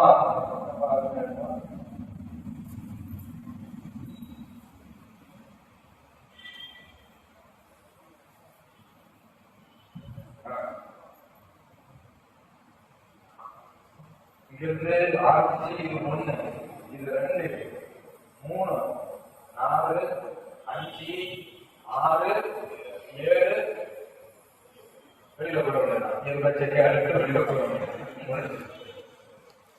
இப்ப இதுக்கு அடுத்து மதினா போறீங்கன்னு நீங்க அரண்மனை இருக்கிற வரையும், மக்காவில் இருக்கிற வரையும் அரண்மனை சொல்லுங்க. போயிட்டு ரூம்ல இருந்து சொல்லுவது அந்த மாதிரி வழக்கு போங்க. நம்ம கசலுக்கெல்லாம் அனுமதி இருக்குது. ஆனா இந்த செலவு அடுத்த 4 நாளுக்கு நீங்க கிடைக்க போகுது. அதனால 30 வருஷத்துக்கு போங்க. இந்த ஆண்கள் அவங்க சிங்கிள் ட்ரெஸ்ல போயிட்டாங்கன்னு போட வர மாட்டாங்க. பெண்களை கொடுத்து வச்சுக்கோங்க. அவங்க எப்படினாலும் போய்க்கணும். அவங்களுக்கு கருத்து சிங்கிள் ட்ரெஸ்ல போட்டு போன மாட்டோம். முதல் ஜாவ கல்வி பண்ணணும். உங்களுக்கு மாதிரி பார்த்து அங்க ஒரு அங்க வந்து கல்வி தராங்க. இந்த 7ஆம் முறையிலேயே போனா உள்ள போய்க்கலாம். 7ஆம் முறையிலேயே உள்ள போனா கொஞ்சம் சீக்கிரமா போயிட்டா முன்னாள் போயிடாங்க. வாங்க சொல்றதுக்கு முந்தைய அந்த நேரத்தில் குறித்து வச்சு முழுமையே போயிட்டு வாங்க. அந்த ஆரம்பரை இருக்கிறது அது மிகப்பெரிய ஒரு மாற்றக்கூடிய ஒரு காரணம்.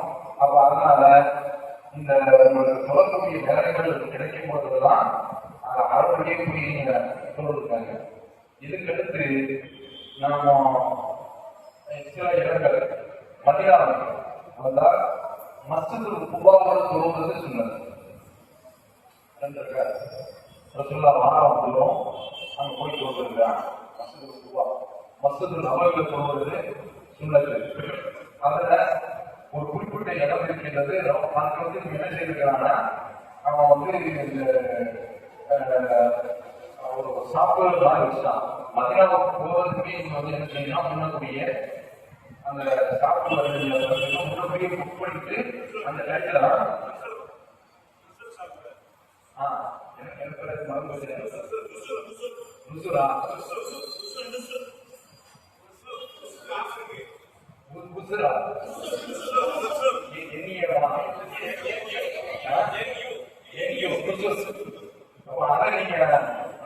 சாப்பிடுறதெல்லாம் வச்சிருந்தேன். எனக்கு மனசு போச்சு. அதுல ரொம்ப ஒரு சிறப்பான பயணம் என்னன்னா நீங்க ட்ரெயின்லயே போகும். நம்ம ஊர் ட்ரெயின்ல தான் போறோம். அங்க முடிஞ்சா காசு பண்ணி கூட முன்னக்கூடியே நீங்க பதிவு பண்ணாலும் அது உங்களுக்கு நல்ல நான் ஒரு தடவை நான் போகும்போதும் அப்படி போனேன். அப்படி போய்விட்டு சொன்னா ரொம்ப அழகான முறையில நல்லா இருக்கும். மதிய பஸ்ஸுக்கு நவவீக்கம் உள்ள போறதுக்கு அந்த சாப்பிடுறதுல தான் நம்ம வந்து பதிஞ்சு அந்த டைத்துல தான் உள்ள போறோம். அப்புறம் ஒரு குறிப்பிட்ட டைம் கொடுத்துருக்காங்க. அந்த டைத்துல நம்ம போனோம் அப்படின்னு சொன்னா நம்ம உள்ள அனுப்பலாம். குறிப்பிட்ட நேரம் உள்ள எடுத்து வரலாம். அதுல நான் போய் லோகத்துக்கு முன்படி லோகத்துக்கு ஆலோசிக்கலாம். என்னுடைய மெம்பருக்கும் என்னுடைய அந்த அடக்கத்திற்கும் இடையே ஒரு சோனம் இருக்கின்றது என்று ரசூலுல்லாஹ் சொல்றாங்க. அந்த இடத்துல துவா செய்யக்கூடிய இடம். அந்த இடத்துல போய் நின்று நாம் துவா செய்யலாம். பெருங்கூட்டம் தான். எப்போ பார்த்தாலும் ஒரு பெருங்கூட்டம் காத்திருக்கிறாங்க. நாம அந்த இடத்துல நின்று துவா செய்யறது நமக்கு சிறப்பான மதியான மஸ்ஜித் நபவியில உள்ளது. மஸ்ஜித் நபவியில தொழுவது மதினாவுக்கு போயிருந்தாங்க. மஸ்ஜித் நபவியில வந்து நீங்க தொழுதுக்கங்க. இது அல்லாம போறது அதுக்கடுத்து அது இது டூரிஸ்ட் எடுத்துட்டு போறாங்க. இது ஒரு ஹிஸ்டாரிக்கல் பிளேசஸ், அதாவது வரலாற்று முக்கியத்துவம் வாய்ந்த இடங்கள் என்ற அடிப்படையில் பார்க்க போறாங்க. தவிர அது ஒரு வணக்கம் தான் கிடையாது. அது ஒரு வணக்கம் கிடையாது. இப்போ அங்கேயே நம்ம நபித்தோழர்கள் அடுத்த பக்தி இதெல்லாம் இருக்குங்கிறது. இது வந்து தியானத்துக்கு அடிப்படையில் போய் நாமும் தியானம் செய்திருக்கலாம். இந்த அளவுக்கு தான் உங்களால் உள்ள விஷயங்கள். வேற எதுவும் இருந்தால் நீங்க கேட்டுக்கிறதா என்னங்கிறது நம்ம சொல்லுங்க.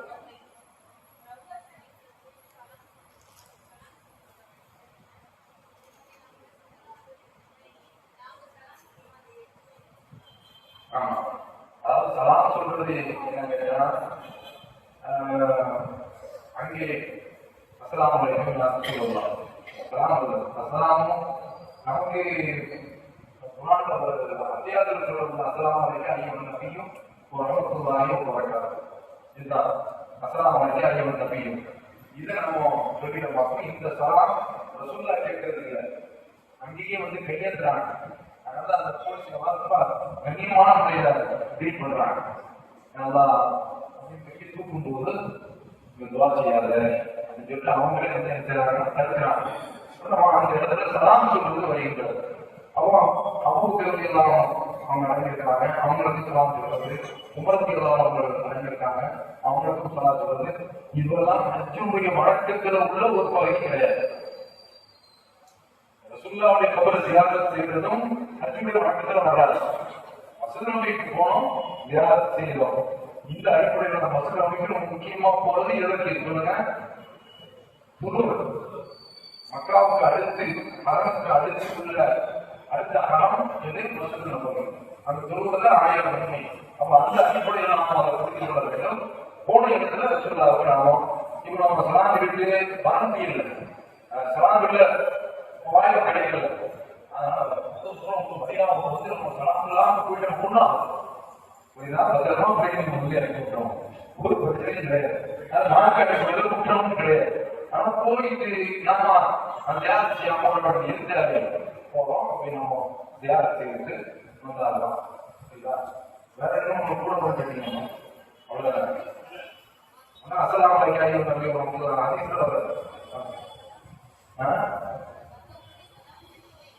மற்றவங்களோட சலாம் சேர்க்கிறதுக்கு இல்ல, அந்த போஸ்ட் பாக்ஸ் வரல கிடையாது. புரியுதா? அவங்க சலாம் நாம இப்படி அதான் சொல்லி அதான் முகமதுன்னு சொல்றாங்க. இது அந்த சவாத்து மனசுக்குள்ள போய் சேர்த்தாராங்க. நானும் போய் சேர்க்கிறது. அதாவது சவாப் செய்யும் போது பொது அவசியமா என்று கேட்டால் பொது அவசியம் இல்லை. அதுக்கு பொது அது நீண்ட விளக்கம் அதை சொல்றதுக்கு நான் நேரம் இல்லை. அது சொல்றேன். அப்போ பொதுங்கிறது அவசியம் இல்லை. ஆனால் என்ன கேட்டா முடிச்சுட்டு தொழுகிறோம்னா அதுக்கு உதவும். அப்ப அதனால ஒருவோடு இருந்தா என்னன்னா நம்ம உச்சி இருந்து அந்த கூட்டத்துல பாத்ரூம் போது இருக்கிறது. அது என்ன கேட்டா ரொம்ப சிறப்புக்கூடிய ஒரு காரியம். அப்ப அதனால நாம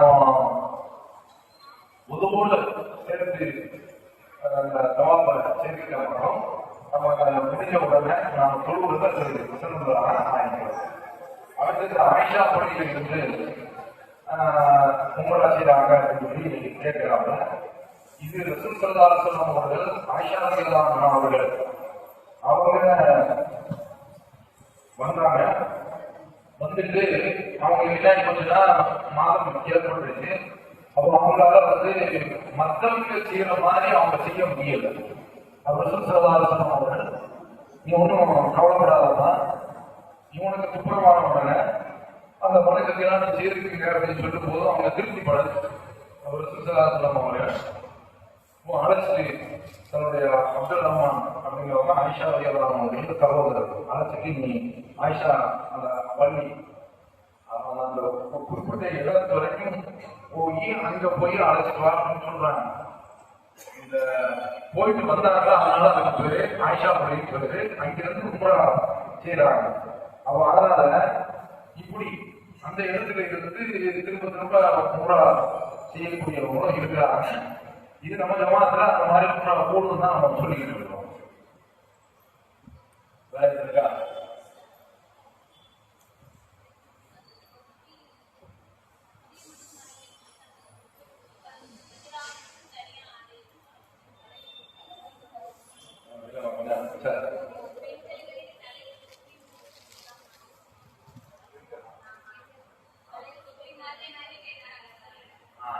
அதாவது பெண்கள் எந்த மாதிரியும் வந்து அவங்க கவர் பண்ணிக்கணும். அது ஒன்றும் பிரச்சனை கிடையாது. முகத்தை மூடக்கூடாது. தலையை அதுக்கு சில சாதாரணமான முறையில் இந்த தலை முக்காடு இருக்குல்ல அந்த மாதிரி போட்டுக்கலாம். அது உம்ராவுக்குன்னு சொல்லி தனி ஒரு கவர்லாம் தான் ஒன்றும் கிடையாது. இருக்கிற இந்த கவரையே போட்டுக்கலாம்.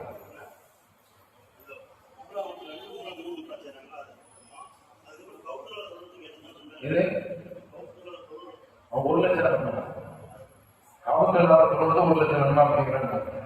நீ போகக்கூடியவங்க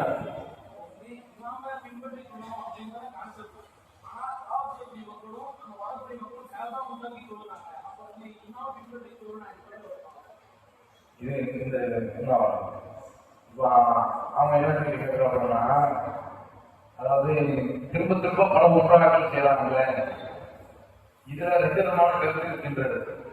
ஒரு உம்ரா தான் செய்ய முடியும் அப்படின்னு ஒரே உம்ராவை முடிச்சு இந்த ஆயிஷா பள்ளியில போய் திரும்ப திரும்ப செய்திருக்கலாம் அப்படின்னு அந்த மாதிரி இருக்குதான்னு சொல்லி கேட்கிறாங்க. அந்த மாதிரியும் இருக்கிறது அப்படின்னு தான் நம்ம ஜமாத்தில் இருந்து நாம சொல்லிட்டு இருக்கோம். அப்படி ஒரு உம்ராவை பல உம்ராக்கள் செய்திருக்கலாம் அப்படிங்கிறது நம்ம ஜமாத்தில் இருந்து நாம சொல்லிட்டு இருக்கோம். நீ என்ன கேட்ட திரும்ப கேள்வி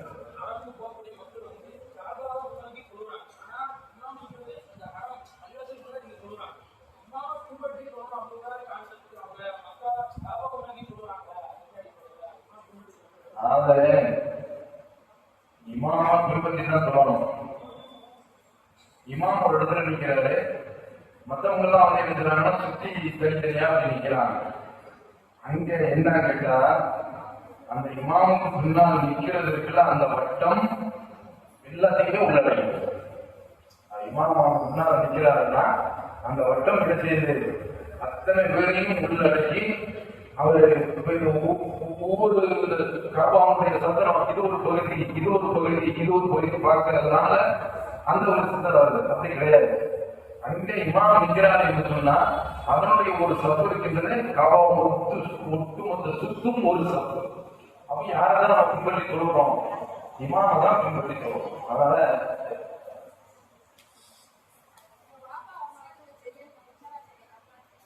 பாப்பா மகத்தான் அது என்ன கேட்டா உங்களால அந்த மாதிரி வரல. உங்களால அப்படி வரல. ஹஜ்ஜிக்கு வருது. ஹஜ்ஜிக்கு வந்தாலும் அது யாருக்குன்னா முதல்ல ஹஜ்ஜி செய்தவர் தனக்காக வேண்டிய ஹஜ்ஜி செய்திருக்கோம். அதுக்கு பின்னால்தான் அடுத்த கட்டுப்படுதான் என்ன செய்யறாங்கன்னா பாப்பா மக்கள் செய்யறது அந்த மாதிரி வருமே தவிர இப்போ என்ன செய்யாது. உம்ராவுக்குலாம் அந்த மாதிரிலாம் வராது. உம்ராவெல்லாம் எடுத்துலாம் அந்த மாதிரி வழி காட்டாது.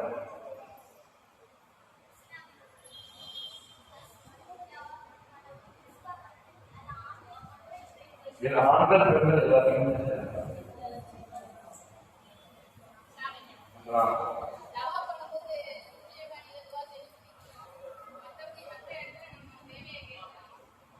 ஆமா. அதாவது தவாஃபை பொறுத்தவரையில ஒரு பொருள் எம்மானில இருந்து அஜிபுல் அஸ்வத் வரைக்கும் ஒரு திக்கு அது அதான் மற்ற இடங்கள்ல ஏதாவது திக்கு இருக்குதா அப்படின்னு கேட்டா குறிப்பிட்ட திக்கு எதுவும் வரல.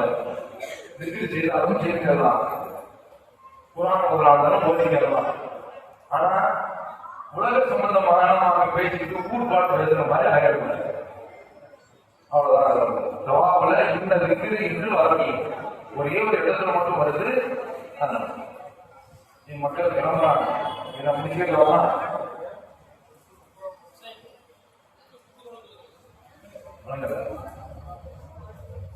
உங்களோட முக்கியத்துவம் வாங்கிக்கணும்.